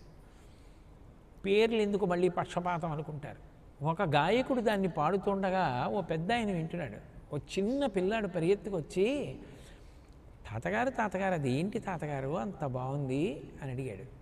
అంటే అంత బాగా పాడాడు. ఆ అష్టకం అంత శక్తివంతంగా ఉంటుంది. సంకటమోచన హనుమ అష్టకం అని చెప్పి అది ఇంట్లో వినపడుతూ ఉంటే మంచిది అంటారు కూడా. అన్ని సంకటముల నుంచి రక్షిస్తాడు అని. అసలు మీకు విచిత్రమైన విషయం ఏమిటంటే, లోకంలో హనుమ అనేటప్పటికీ సంకటములను తొలగించడమే పనిగా కలిగినవారు. హనుమద్ అవతారం మీరు పరిశీలిస్తే ఆయన ఎక్కడ చూసినా సంకటం తొలగించడమే. ఎందుకంటే ఆయన పుట్టుక దగ్గరే సంకటం మొదలు. ఎందుకని? బాల్య చాపల్యంతో సూర్యబింబం వైపు ఎగిరారు, పండు అనుకుని పట్టుకోబోయారు. సూర్యుడికి తెలుసు భవిష్యత్తులో దేవకార్యాలు నిర్వహించాలని ఊరుకున్నాడు కాల్చేయకుండా. కానీ లోకాలు తలడిల్లిపోయి, అయ్యి బాబోయ్ ఈ పిల్లాడెవరో వెళ్ళి సూర్యబింబాన్ని పట్టేసుకుంటున్నాడు, ఉపద్రవం వస్తుంది, సూర్యబింబాన్ని గ్రసిస్తే ఇంకేమైనా ఉందా? చాలా ఉపద్రవం. లోకంలో కాలం ఎలా తెలుస్తుంది? కాలం తెలియనప్పుడు ధర్మం ఎలా నడుస్తుంది? ఏ కాలం తెలిస్తే కదా ధర్మం నడిచేది. ఇదేమిటి సూర్యబింబాన్ని పట్టుకున్నాడంటే లోకానికి అంతటికీ సంకటం వచ్చింది. ఆయన వదిలిపెట్టేశారు కాబట్టి సంకటం పోయింది. అసలు సూర్యబింబాన్ని పట్టుకోవడం దగ్గర లోకానికి సంకటం, ఆయన వదిలేయడం దగ్గర సంకటం మోచనం. ఈ మాట నేను అంటున్నప్పుడు ఇది నాది కాదు, తులసీదాసు గారి చెప్పారు. అష్టకంలో తులసీదాసు గారు దీంతోనే మొదలెట్టారు. అసలు పసిపిల్లవాడిగా ఏమీ తెలియనప్పుడే ఎందుకు వదిలేశావో సూర్యబింబాన్ని వదిలేశావు, అక్కడే సంకటమోచన హనుమా నువ్వు అన్నారు. అంటూ మొదలుపెట్టారు. బాలిసమై రవి బక్షిలియో తబ, నువ్వు చాలా చిన్నతనంలో ఆ రవిబింబం దాన్ని తినడానికి వెళ్ళి ఎందుకు వదిలేశావో, వదిలేబట్టి లోకాలన్నింటికీ సంకటం వదిలింది. నువ్వు అసలు మొదట పుడుతూనే సంకటమోచన హనుమన్ అన్నారు. అసలు ఆయన హనుమని ఆ కోణంలో చూడడం అద్భుతంగా ఉంటుంది అష్టకం. అందులో అంటారు, నువ్వు పెద్దవాడివయ్యాక సుగ్రీవుడిని రక్షించిన వాడివి, సుగ్రీవుడికి రాజ్యం కట్టపెట్టిన వాడివి, సుగ్రీవుడు మళ్ళీ భార్యా సుఖాన్ని పొందడానికి కారణమైన వాడివి నువ్వే. సుగ్రీవుడి సంకటాన్ని తొలగించిన వాడివి ఎవరివి? నువ్వే సంకటమోచన హనుమన్. అలాగే సీతమ్మ ప్రాణాలు రక్షించినటువంటి వాడెవరు? నువ్వే. సీతమ్మ ప్రాణాలు రక్షించడం కాదు, వానర ప్రాణములను రక్షించావు ఏకకాలంలో. సీతమ్మ ఉరిపోసేసుకుని ఉంటే అట్నుంచి తిరిగి వచ్చిన తర్వాత నేను వెళ్ళాను కానీ నేనేం చేయలేకపోయాను రా, సీతమ్మ ఉరిపోసేసుకుంది అంటే ఈ వానరాలన్నీ ఏమైపోతాయి? అసలు ఇంకా మిగిలినవన్నీ ఏమైపోతాయి? మిగిలిన వాళ్ళు ఏమైపోతారు? ఇంత ఉపద్రవం జరగకుండా, ఇంత సంకటం జరగకుండా కాపాడిన వారెవరో హనుమ. అయితే ఇక్కడ ఒక్కచోట మాత్రం ఓ తమాషా ఉంది. మీరు చాలా జాగ్రత్తగా గమనిస్తే ఒక అద్భుతం అక్కడ ఒక్కచోటే ఉంటుంది రామాయణంలో. అంటే అన్ని అద్భుతాలు ఈ పరిస్థితిలో నేను మాట్లాడుతున్నది ఈ కళ్ళజోడు పెట్టుకుని. ఈ కళ్ళజోడు పెట్టుకుని అంటే ఈ కోణంలో పరిశీలిస్తున్నప్పుడు అని. అంటే కానీ పావు గంటకు కళ్ళజోడు మార్చుకుంటా అని కాదు నా ఉద్దేశ్యం. మీరు గమనిస్తే అసలు అటువంటి సంకటం ఏర్పడుతుందని హనుమకి తెలియదు. హనుమ సంకటంలో పడ్డాడు. హనుమ సంకటంలో పడితే ఆయనకి సంకటం వదలడం, ఆయనతో పాటుగా సీతమ్మ ప్రాణములు రక్షింపబడడం ఎందుకు జరిగాయో తెలుసా? ఆయన ప్రయత్నంతో కాదు. అదొక్కటి మాత్రం ఆయన ప్రయత్నంతో చేసింది కాదు. ఆయనకి అలవాటైపోయిన దానివల్ల రక్షింపబడింది. ఏది అలవాటు ఆయనకి?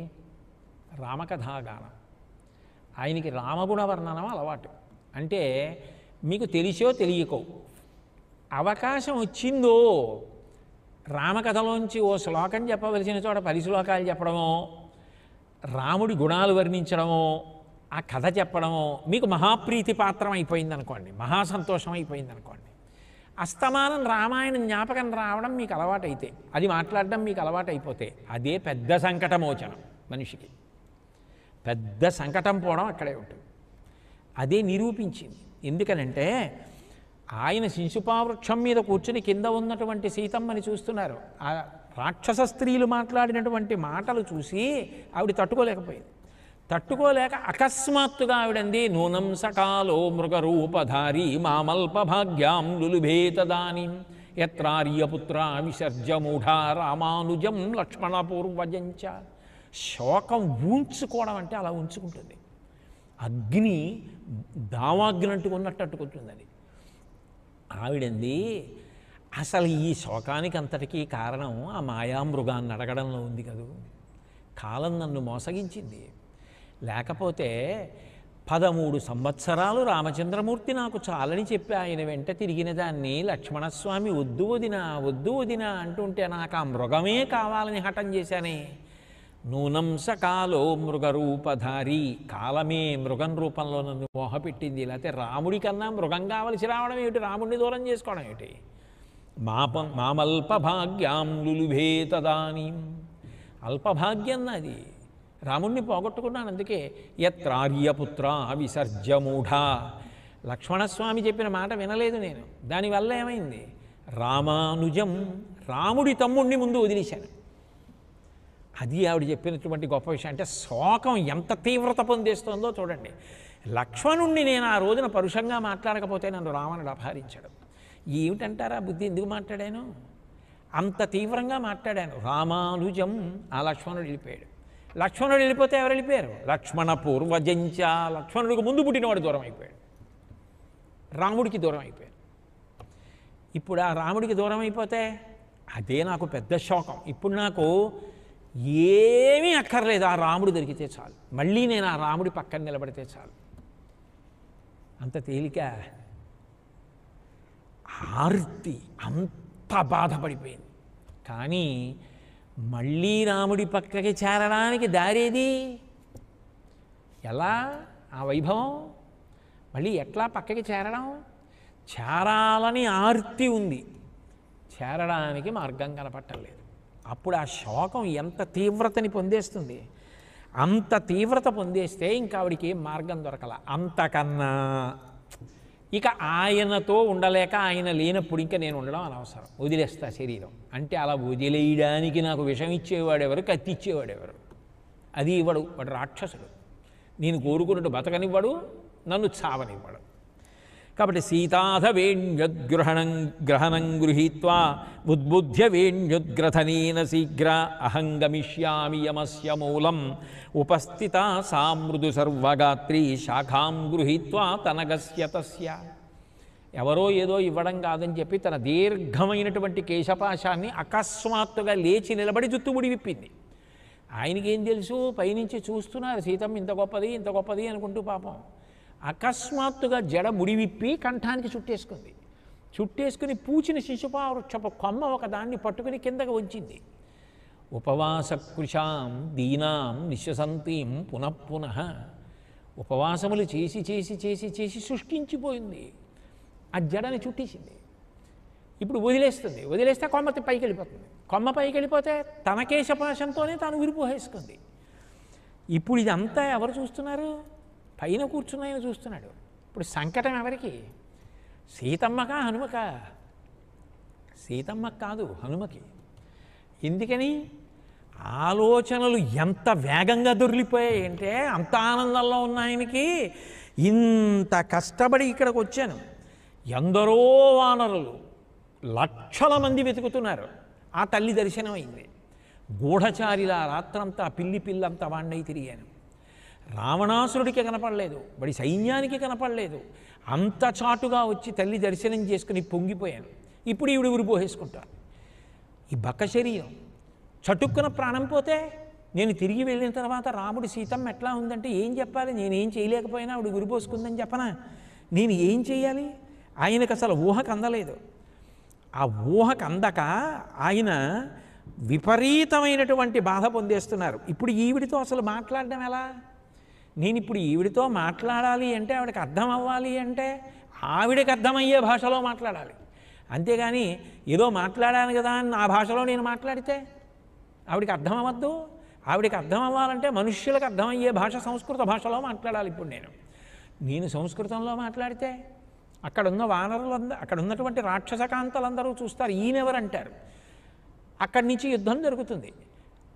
నన్ను సంహారం చేయొచ్చు, లేదా నేను 100 యోజనముల సముద్రాన్ని దాటి వెళ్ళి రాముడికి మళ్ళీ క్షమావార్త చెప్పగలనో చెప్పలేనో. జయాపజయములు విధి నిర్ణీతములు.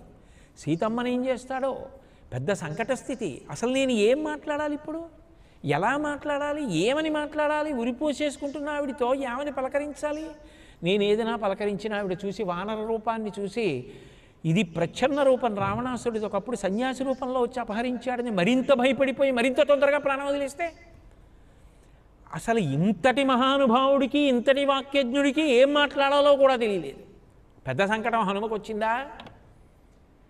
సంకటమోచన హనుమన్ సంకటమునందున్న హనుమన్ అయ్యారు. అందుకని మహర్షి అన్నారు, ఏవం బహువిధాం చింతాం చింతయిత్వాం మహాకపి సంసర్వో మధురం వాక్యం వైరాహ్య వ్యాజహార అన్నారు. గిరగిర గిరగిర తిరిగేశారు ఆ చెట్టు కొమ్మల్లో. కంగారు, ఆవిడ ప్రాణం వదిలేసేటట్టుంది. ఏం మాట్లాడాలి, ఏమని మాట్లాడాలి, అసలు ఏం మాట్లాడితే ఏ ఉపద్రవం అంటే, ఆయనకప్పుడు ఇది మాట్లాడాలని నిర్ణయం రాలేదు, రామకథ చెప్పేస్తానన్నారు. నాకు అది అలవాటు, రామకథ వెళ్ళిపోతుంది కాబట్టి రామకథ చెప్పేస్తా. రామకథ చెప్పేస్తే రాముడి గుణాలు చెప్పేస్తుంటే ఆవిడ వినేసి ఆవిడికి కూడా ఊరట కలుగుతుంది. అంటే చచ్చిపోయేటంత కష్టం వచ్చిన ఎవడికైనా బ్రతికించగలిగిన ఔషధం మృత సంజీవని రామకథే, కాబట్టి అది చెప్పేస్తానన్నారు అని ఒక్కసారి మొదలుపెట్టేశారు. మొదలుపెట్టేసి, రాజా దశరథో నామ రథకుంజరవాజిమాన్ పుణ్యశీలో మహాకీర్తి రుదుర్రాశి మహాయశః.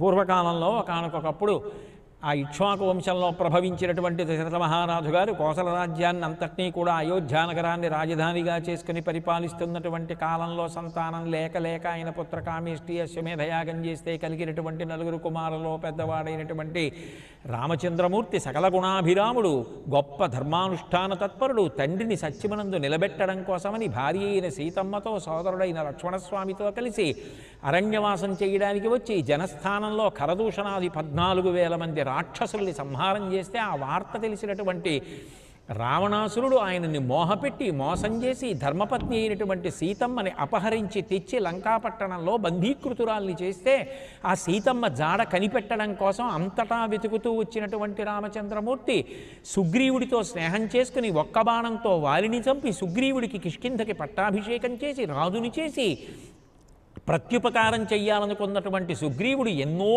వానరములను, కొన్ని లక్షలు కోట్లు వానరములు అన్ని దిక్కులా వెతుకుతుంటే దక్షిణ దిక్కుకు వచ్చినటువంటి వానరులలో ఒకడైనటువంటి నేను నిన్న రాత్రి సముద్రాన్ని దాటి లంకాపట్టణాన్ని చేరుకుని రాత్రంతా వెతికి ఇదిగో ఈ చెట్టు కింద ఉన్నటువంటి సీతమ్మని, ఇలా ఉంటుందండి సీతమ్మ రామచంద్రమూర్తి నాకు ఏది చెప్పారో అటువంటి రూపంతో ఉన్నదాన్ని, యథారూపాం యథావర్ణాం యథా లక్ష్మీంచ నిశ్చితాం అశ్రౌషం రాఘవస్యాహం శైయమాసాదితామయ, అటువంటి సీతమ్మ అటువంటి రంగుతో ఉన్నదాన్ని, అటువంటి నగలు పెట్టుకున్నదాన్ని దర్శించి నేను ధన్యుడనైనాను అని చెప్పి ఆపేశారు. తెలిసున్న కథ తెలియని కథ సీతమ్మకి. ఆ తర్వాత రాముడు ఏం చేశాడు, ఎవరితో స్నేహం చేశాడు సీతమ్మకి తెలియదుగా, రెండూ వింది అంతే. తస్యాశుభం వామమరాళ పక్ష్మా రాజీవృతం కృష్ణ విశాల శుక్లం ప్రసందతైకం నయనం సుకేశ్యా మీనాహతం పద్మమివాభితాం రమ్మంటారు మహర్షి.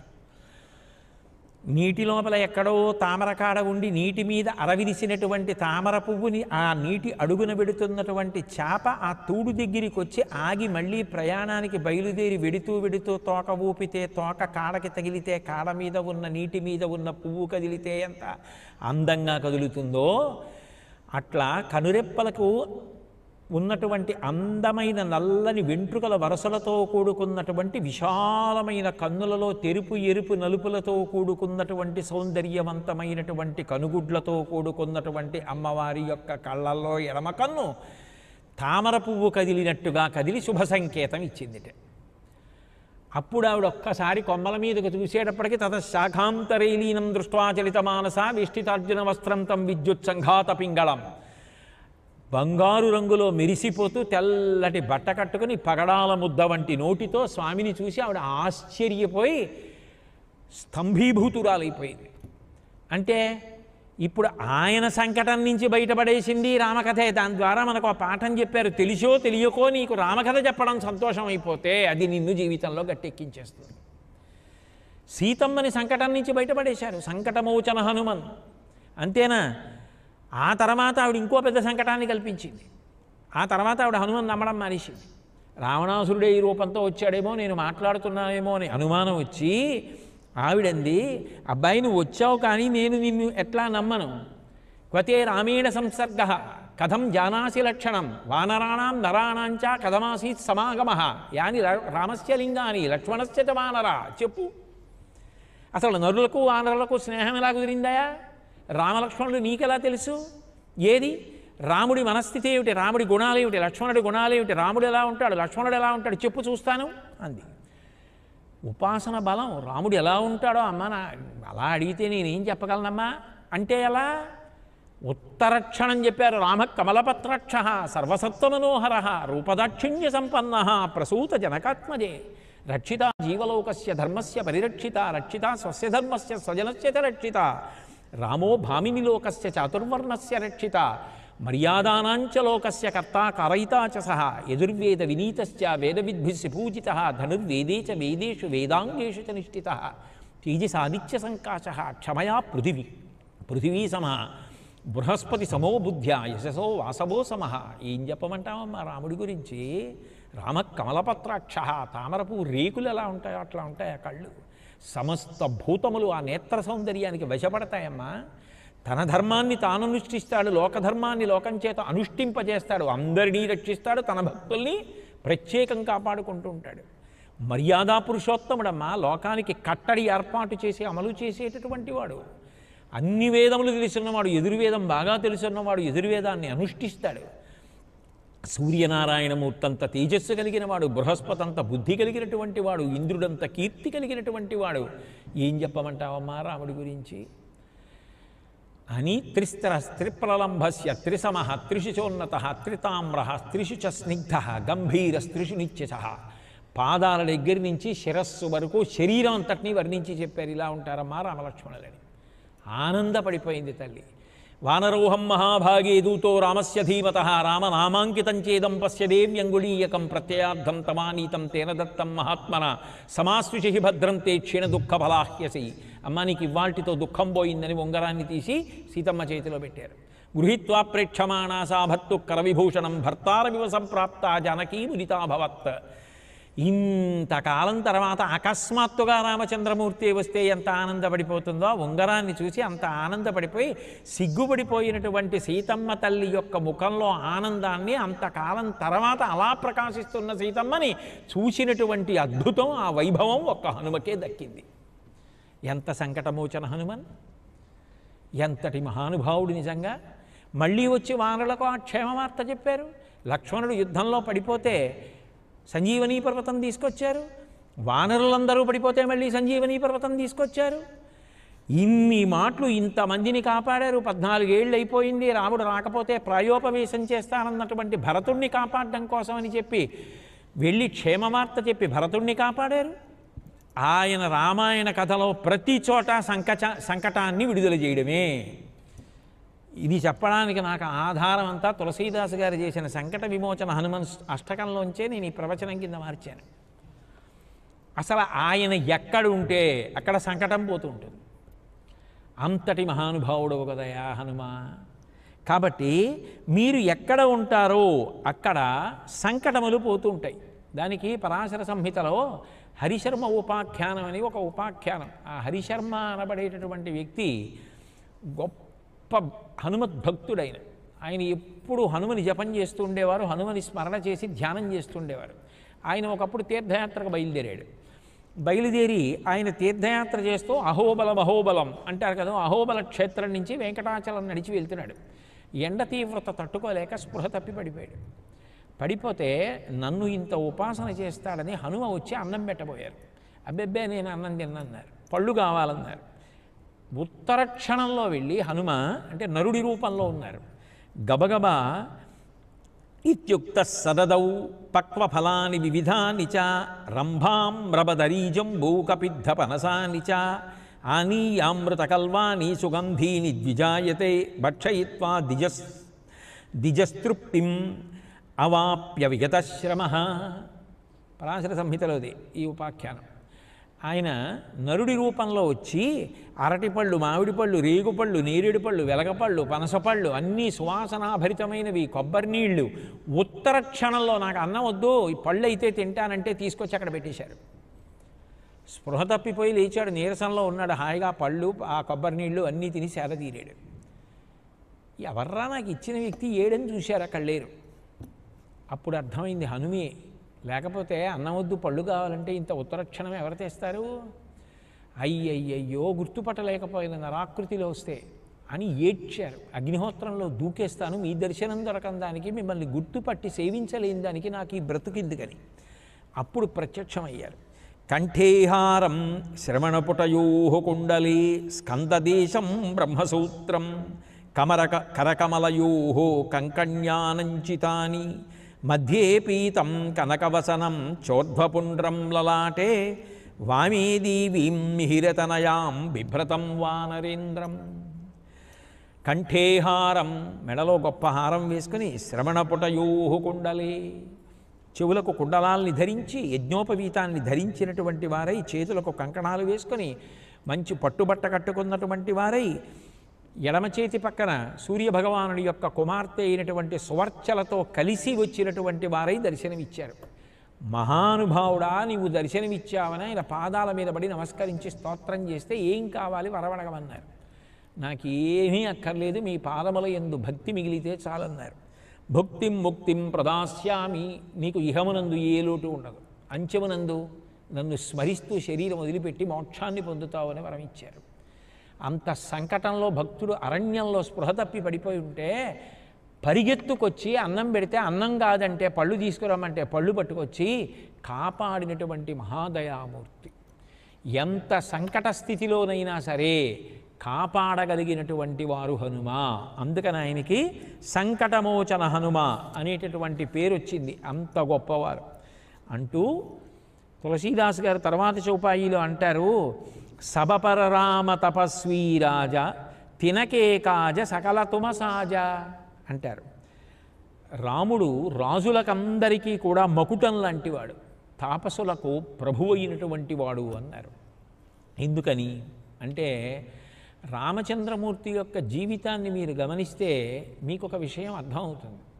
దాన్ని చాలా అందంగా ప్రతిపాదించారు ఈ చౌపాయిలో. రెండో పాదంలోంచి మొదటి పాదంలోకి వెడితే తినకే రాజ సకల తుమసాజ, ఆయన మహానుభావుడు, ఆయనని మించిన రాజు లేడు. రాచరికం అంటే ఏమిటి? మకుటం పెట్టుకోవడం. కిరీటధారణ చేసిన వాడు రాజు. ఆయన పరిపాలకుడు, శిక్ష వేయగలడు, యుద్ధం ప్రకటించగలడు, రాజ్య పరిపాలన చేయగలడు, 10 మందిని సుఖపెట్టగలడు. ఆయన సక్రమంగా పరిపాలించకపోతే దుఃఖపెట్టగలిగినవాడు. అసలు ఆయన రాజు అని కీర్తింపబడాలంటే నా విష్ణు పృథివీపతి, విష్ణువాంశ లేనటువంటి వాడు రాజు కాలేడు. రాజు అయినటువంటి వాడు అన్నదానికి అర్థం కిరీటాన్ని ధరించి ఉంటాడు. రాజుల యొక్క కిరీటాలకి కిరీటం రామచంద్రమూర్తి. అది తులసీదాస్ గారు అన్నమాట. సబపరరామ తపస్వీ రాజా తినకే కాజ సకల తుమసాజ, నువ్వు రాజులకే మకుటానివి. అంటే అసలు అంతమంది పెట్టుకున్నటువంటి కిరీటాల యొక్క కీర్తి కారణం నువ్వే. ఎందుకని? ఆయనే విష్ణువు, ఆయన అంశ లేనివాడు రాజు కాలేడు. 2, అందులో ఉన్నటువంటి విశేషం ఏమిటి అంటే ఆయనకున్న గొప్పతనం, మహానుభావుడు రాచరికము అనేటటువంటి మాటకున్న గొప్పతనం ఏమిటంటే పరిపాలన చేత ఆ రాజు చిరస్థాయిని పొందుతాడు. ఆ రాజు రాజ్యం గొప్పదంటారు. ఇప్పటికీ లోకంలో ఎవరైనా చాలా గొప్పగా పరిపాలన చేశాడనుకోండి, రామరాజ్యం అండి అంటారు. రామరాజ్యం అండి అన్న మాటకు అర్థం ఏమిటి? రాముడిలా రాజ్యం చేయడం అని. రాముడిలా రాజ్యం చేయడం అన్న మాటకు అర్థం ఏమిటి అంటే రాముడు రాజ్యం చేయుట అన్న మాటని మీరు రామాయణంలో పరిశీలిస్తే మీకు కొన్ని విషయాలు అర్థమవుతాయి. బాగా చదువుకున్నటువంటి వాళ్ళు, చాలా గొప్ప నడవడి కలిగినటువంటి వారు, మంచి విద్వాంసులైనటువంటి వారు, గొప్ప పాండిత్యము తెలివితేటలు కలిగిన వారు, అన్నిటికన్నా గొప్ప ధార్మికులైనటువంటి వారు, ప్రాణం పోయిన అధర్మాన్ని అంగీకరించినటువంటి వారు, అంత గొప్ప వాగ్వైభవం ఉన్నటువంటి వారు రామచంద్రమూర్తి దగ్గర మంత్రులై ఉంటారు. రాముడి దగ్గర ప్రజల కష్టాల గురించి, ప్రజాభిప్రాయం గురించి మాట్లాడేటప్పుడు ఏ దాపరిక ఉండడానికి వీల్లేదు. అది రాముడికి వ్యతిరేకమైనా కూడా మాట్లాడవలసిందే, చెప్పవలసిందే. అంతేకాని ప్రభువు అప్రీతి చెందుతాడని చెప్పకుండా ఉండడానికి వీల్లేదు. అది ఆయన ఇచ్చినటువంటి స్వేచ్ఛ. ప్రజాభిప్రాయానికి పట్టాభిషేకం చేశాడు. అది గొప్ప ప్రజాస్వామ్యం కాదు? అందుకు కాదు రాత్రి గూఢచారి వస్తే రామచంద్రమూర్తి భార్య గురించి ప్రజలలో ఎవరైనా కొద్దిగా ఇంకొకలా అనుకుంటే దానిని కూడా రాముడికి చెప్పవలసిందే. ప్రజాభిప్రాయానికి అనుగుణంగా తాను రాజారాముడిగా సింహాసనంలో కూర్చోవాలి అంటే సీతాపరిత్యాగం కూడా చేసి కూర్చోగలగడం. అంటే ప్రజాభిప్రాయానికి అంత పెద్దపీట వేయగలడు. అది సీతమ్మ రాముడు ఇద్దరు గారు, ఇద్దరిది ఒకటే హృదయం. ఆ ఘట్టాన్ని బాగా జరిగితే అర్థమవుతుంది. కాబట్టి ఆయన అంతగా ప్రజాభిప్రాయానికి పెద్దపీట వేయగలిగినటువంటి వాడు. అంత గొప్ప పీట వెయ్యగలగడం అనేటటువంటిది ఒక గొప్ప లక్షణం అయితే, ఆయనలో ఉన్నటువంటి గొప్పతనం ఏమిటంటే, నేను భగవంతుని యొక్క అవతారాన్ని కాబట్టి ఇలా పరిపాలిస్తున్నాను అన్నమాట ఎక్కడా అసలు దైవీ లక్షణాన్ని ప్రకటన చెయ్యాల రాముడిగా. అందుకే రాముడు కాబట్టి అలా పరిపాలించాడండి అంటే ఎలా కుదరదు.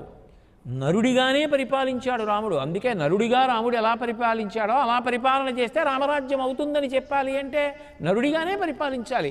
అందుకే తనకి తెలిసినా తెలియదని అన్నాడంతే. నేను విష్ణువుని కాను అన్నాడు. అది అప్పటికి అలా అంటేనే పండుతుంది. కొన్ని కొన్ని అలాగే పండుతాయి. ఉదాహరణకి వేషం వేసినా గొప్పే. ఒక వ్యక్తి ఏదో ఆయన పేరు కుటుంబరావు గారు అనుకోండి ఆయనకో ఇద్దరు కొడుకులు ఉన్నారు, ఇద్దరు కవల పిల్లలు. ఏమంటే మీరు శ్లోకాలు అవి బాగా చెప్తారు కదా రామాయణంలోవి, మీరు వాల్మీకి పాత్ర వేయండి, మీ పిల్లలిద్దరూ మీ పిల్లలిద్దరూ లవకుశులు వేస్తారు అన్నారు. సరేనండి తప్పకుండా వేస్తాం, మా పిల్లలకు కూడా శ్లోకాలు బాగా నేర్పాను, నేను వాల్మీకి మహర్షి పాత్ర వేస్తాను, ఆయనేమో మా పిల్లలిద్దరూనేమో లవకుశులుగా నటిస్తారు అన్నాడు. రామచంద్రమూర్తి వేరొకరు నటిస్తున్నారు. ఇప్పుడు రామచంద్రమూర్తి దగ్గరికి వాల్మీకి మహర్షి తన పిల్లలిద్దరిని శిష్యులు కదూ లవకుశుల్ని తీసుకెళ్ళాడు. రాముడు ఆ పిల్లలిద్దరి వంక చూసి వీళ్ళెవరు మహర్షి అని అడిగాడు. ఆయన వాళ్ళు నా పిల్లలేనండి అని చెప్తాడా? చెప్పడం. వాళ్ళిద్దరూ లవకుమారుడు కుశకుమారుడు, లవకుశులు. ఇంకా చెప్పవలసి వస్తే ఏమని చెప్తాడు? రామ వాళ్ళిద్దరూ నీ కుమారులే అని చెప్తాడు. అసలు నిజమేమిటి? ఈయన కుమారులే. కానీ వాల్మీకి కుమారులు అవుతారా? అవరు. అక్కడ ఆయన నటిస్తున్నది ఏమిటి? వాల్మీకి. అందుకని ఆయనకి తన పిల్లలే అని తెలుసున్నా ఏమనాలి? రామ నీ కుమారులే అనాలి. వాళ్ళెవరో వాళ్ళు రాముడికి చెందిన వాళ్ళు, నాకు శిష్యులే తప్ప కుమారులు కారు అనాలి. వాళ్ళెవరో తెలియనట్టు అంతకుముందు ఎన్నోసార్లు తెర వెనకాతల దానికి సంబంధించి పునఃపునః ప్రయత్నం చేసి బాగా రావడం కోసం ఆ నాటకాన్ని లోపల వాళ్ళల్లో వాళ్ళే ప్రదర్శించుకున్నదైనా నిజంగా ప్రదర్శిస్తున్నప్పుడు రాముడేమనాలి? ఆ పిల్లలిద్దరెవరు అని అడగాలి. ఆయనకి తెలియదు ఏమిటి? ఆ వాల్మీకి వేషం వేస్తున్న ఆయన కుటుంబరారు, ఆయన కొడుకులు వాళ్ళిద్దరు కవల పిల్లలు అని తెలీదా? తెలియనట్టు ఆయన అడగాలి, తెలియనట్టు ఆయన చెప్పాలి. ఈ బిడ్డల పేర్లు లవకుమారుడు కుశకుమారుడు అనాలి. అంతేగాని తెలియదు భలేవరే మా అబ్బాయిలే కదా కవల పిల్లలు అంటాడా? అనడు. తెలిసి తెలియకపోతే తెలియనట్టు ఉంటేనే పండింది అక్కడ. రాముడు దైవమయ్యుండి దైవము కానట్టుంటేనే పండుతుంది అక్కడ. అందుకని నేను ఎప్పుడూ విష్ణువుని కాననే అన్నాడు. నేను విష్ణువుని కాను నరుడనే అన్నాడు. అని ధర్మానికే పెద్దపీట వేశాడు. ధర్మాన్ని ఎవరు ప్రతిపాదించాలి? శాస్త్రం ప్రతిపాదించాలి. అందుకే అందరినీ సంప్రదిస్తాడు, అన్నీ వింటాడు. వినేటప్పుడు ధర్మజ్ఞులైన వారి మాటలు వింటాడు. అటువంటి విద్వాంసులను దగ్గర పెట్టుకున్నాడు. వాళ్ళ ద్వారా ప్రజల యొక్క వాణిని అంతటినీ వింటాడు. నిర్ణయం చేసేటప్పుడు తన వ్యక్తిగత అభిప్రాయాలతో చేయడు, శాస్త్రవాక్కుని దృష్టిలో పెట్టుకొని నిర్ణయం చేస్తాడు. శాస్త్రం ఇట్లా చెప్పింది, ఋషులు ఇట్లా చెప్పారు అని నిర్ణయం చేస్తాడు. అందుకని రామరాజ్యం అయింది. రాముడు పరిపాలిస్తేనే రామరాజ్యం అవుతుందన్నారనుకోండి, ఎప్పటికీ రామరాజ్యం ఇక రాదనాలి. మళ్ళీ రాముడు వస్తేనే రామరాజ్యం వస్తుందనాలి. కాదు, రాముడిలా పరిపాలిస్తే రామరాజ్యం వస్తుందనాలి. అంటే ఇప్పుడు రాముడు ఏమయ్యాడు? అసలు నిజానికి రాజులందరికీ ఆయన మకుటం అయ్యాడు. ఆయన ఎలా పరిపాలించాడో అలా పరిపాలించిన వాడికి ఆ కీర్తి వస్తోంది. కాబట్టి రామ, మీరు రాజులకు మకుటం, మీకు ఆ ధర్మం అనురక్తి అయిపోయిందంతే. ఎందుకని? ఒక వ్యక్తి ఆ స్థాయిని పొందగలగాలి అంటే తాను నమ్మిన సిద్ధాంతం మీద తనకి అంత నమ్మకం ఉండాలి. రాముడికి శాస్త్రం మీద అంత నమ్మకం కలిగినవాడు కాబట్టే రాజ్య పరిపాలన యందు శాస్త్రమునకు పెద్దపీట వేసి పరిపాలన చేసి రామరాజ్యం అని ప్రజలందరూ సుఖపడేటట్లు పరిపాలించగలిగాడు. కాబట్టి రాజులకు మకుటము రాముడయ్యాడు. అది తులసీదాసు గారి ప్రతిపాదన. అట్లాగే ఆయన సబపరరామ తపస్వీ రాజా. నిజానికి తాపసులకు రాజెవరు? రాముడే. అదేమిటి, రెండు విరుద్ధం కదా. రాజ్యంలో అంతఃపురంలో ఉండి రాజ్య పరిపాలన చేసేవాడు రాజు, ప్రశాంతంగా ఎక్కడో దూరంగా ఓ పర్ణశాల కట్టుకుని అందులో తపస్సు చేసేవాడు తపస్వి. ఆయనకి రాజు ఈయనే, వీళ్ళకి రాజు ఈయనే. అదేంటి, ఎలా కుదురుతుంది అంటే తపస్సు అన్న మాటకు అర్థం ఏమిటి? తపసా కల్మషం హంతి. కల్మషం పోవడమే తపస్సు. మనసులో ఏ కల్మషం లేకుండా చూసుకోవడం అలవాటైందనుకోండి, అదే తపస్సు. ఆయన తపోమూర్తి అని ఎప్పుడు పిలుస్తారు? మనసులో కల్మషం ఉండకూడదు. మనసులో కల్మషం లేకుండా ఉంటే ఏం చేయాలి? అస్తస్తమానం కల్మషం కడుక్కోరు, ఎప్పుడూ ధర్మాన్నే పట్టుకోవాలి. ఏది ఏమైపోని, ఎవరు ఏమనని, లోకుల్నన్గని మెచ్చని, అలుగని, లోలోన నిందించని, చీకాకున్బడని, మహాత్ముడనని, జేలొగ్గని, మూకీభావమునం తిట్టని, త్రోయని, నీ కారుణ్యము కలిగి ఉండినను అంతే చాలునో శంకర. నువ్వు మాత్రం ధర్మాన్ని వదలకు. ధర్మాన్ని నీ వైపు నుంచి నువ్వు ఎలా పట్టుకోవాలో అలాగే పట్టుకో. నీ ఎందు కల్మషం లేదు. అది తపస్వి. అంటే ధర్మాన్ని పట్టుకోవడానికి యోగ్యత కల్పించుకోవడమే కల్మషాన్ని పోగొట్టుకుని తపస్వి కావడం. ఏమీ ఆచరించకుండా కూర్చుంటే ఎలా తపస్వి కాదు. ఎవరు తపస్వి అంటే మనసు యందు కల్మషాన్ని పోగొట్టుకున్నవాడు. ఆ కల్మషం పోగొట్టుకోవడానికి ఏ ప్రయత్నం చేశావో ఆ ప్రయత్నం వల్ల నీకు కల్మషం పోతే ధర్మమే పట్టుకుంటావు. ధర్మమే పట్టుకుంటే ఏమవుతుంది? ధర్మం పట్టుకోవడం వల్ల శాంతి తప్ప నాకు బయట నుంచి సుఖం కలిగితే శాంతి, బయట నుంచి సుఖం కలగకపోతే నేను ఏడుస్తానన్న మాటలు నీకు లేవు. నీకు దేని వలన శాంతి? ధర్మాన్ని అనుష్ఠించడమే నీకు శాంతి. నువ్వు కష్టంలో ఉన్నావా, సుఖంలో ఉన్నావా, నిన్నెవరైనా నిందించారా, నిన్నెవరైనా పొగిడారా, అది కాదు. నీకు బాధ కాదు, నీకు సంతోషము కాదు. నీకేది శాంతి? నీ ధర్మం నీకు శాంతి. ఆ ధర్మాన్ని ఎందుకు పట్టుకోగలిగావు అంటే నీ మనసులో కల్మషం లేకుండా నువ్వు చూసుకోవడం నీకు అలవాటైంది. అందుకని నువ్వు ధర్మాన్నే పట్టుకుంటావు, ధర్మాన్నే ఆచరిస్తావు. ఇప్పుడు అట్లా ధర్మం ఆచరించడం అలవాటైపోయినవాడు బయట చూసేవాడికి కష్టాల్లో ఉన్నట్టు ఉండొచ్చుగాక, తాను ప్రశాంతంగానే ఉండగలడు. ఆ ధర్మమునకే పెద్దపీట వేయడం రావాలంతే.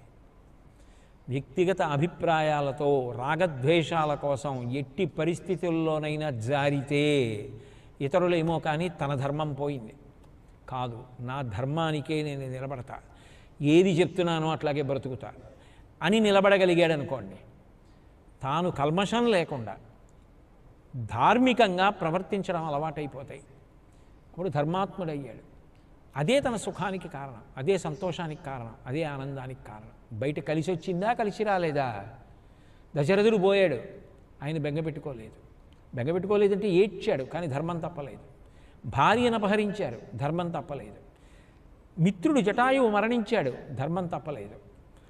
ధర్మాన్నే పట్టుకున్నాడు, ఆయన శాశ్వతుడైపోయాడు, ఆయన కథ శాశ్వతమైపోయింది. ఇది కదా కౌసల్య చెప్పింది. నువ్వు జీవితంలో ధర్మాన్ని వదిలిపెట్టవద్దు.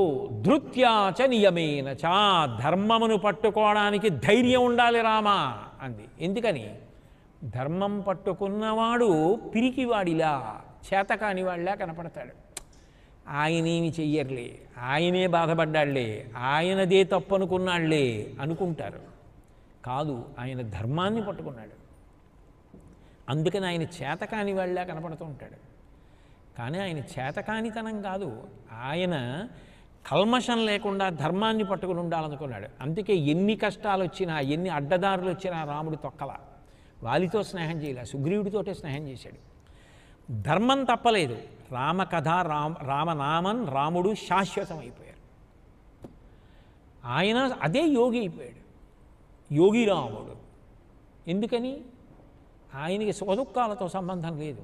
ఆయన కదలడం ప్రశాంతంగా ఉంటాడు. ఎందుకంటే ఆయన ధర్మాన్ని అనుష్ఠించాడు. ఆయన శాంతి ఒకనాడు తెలుసుకునే అందరికీ శాంతి.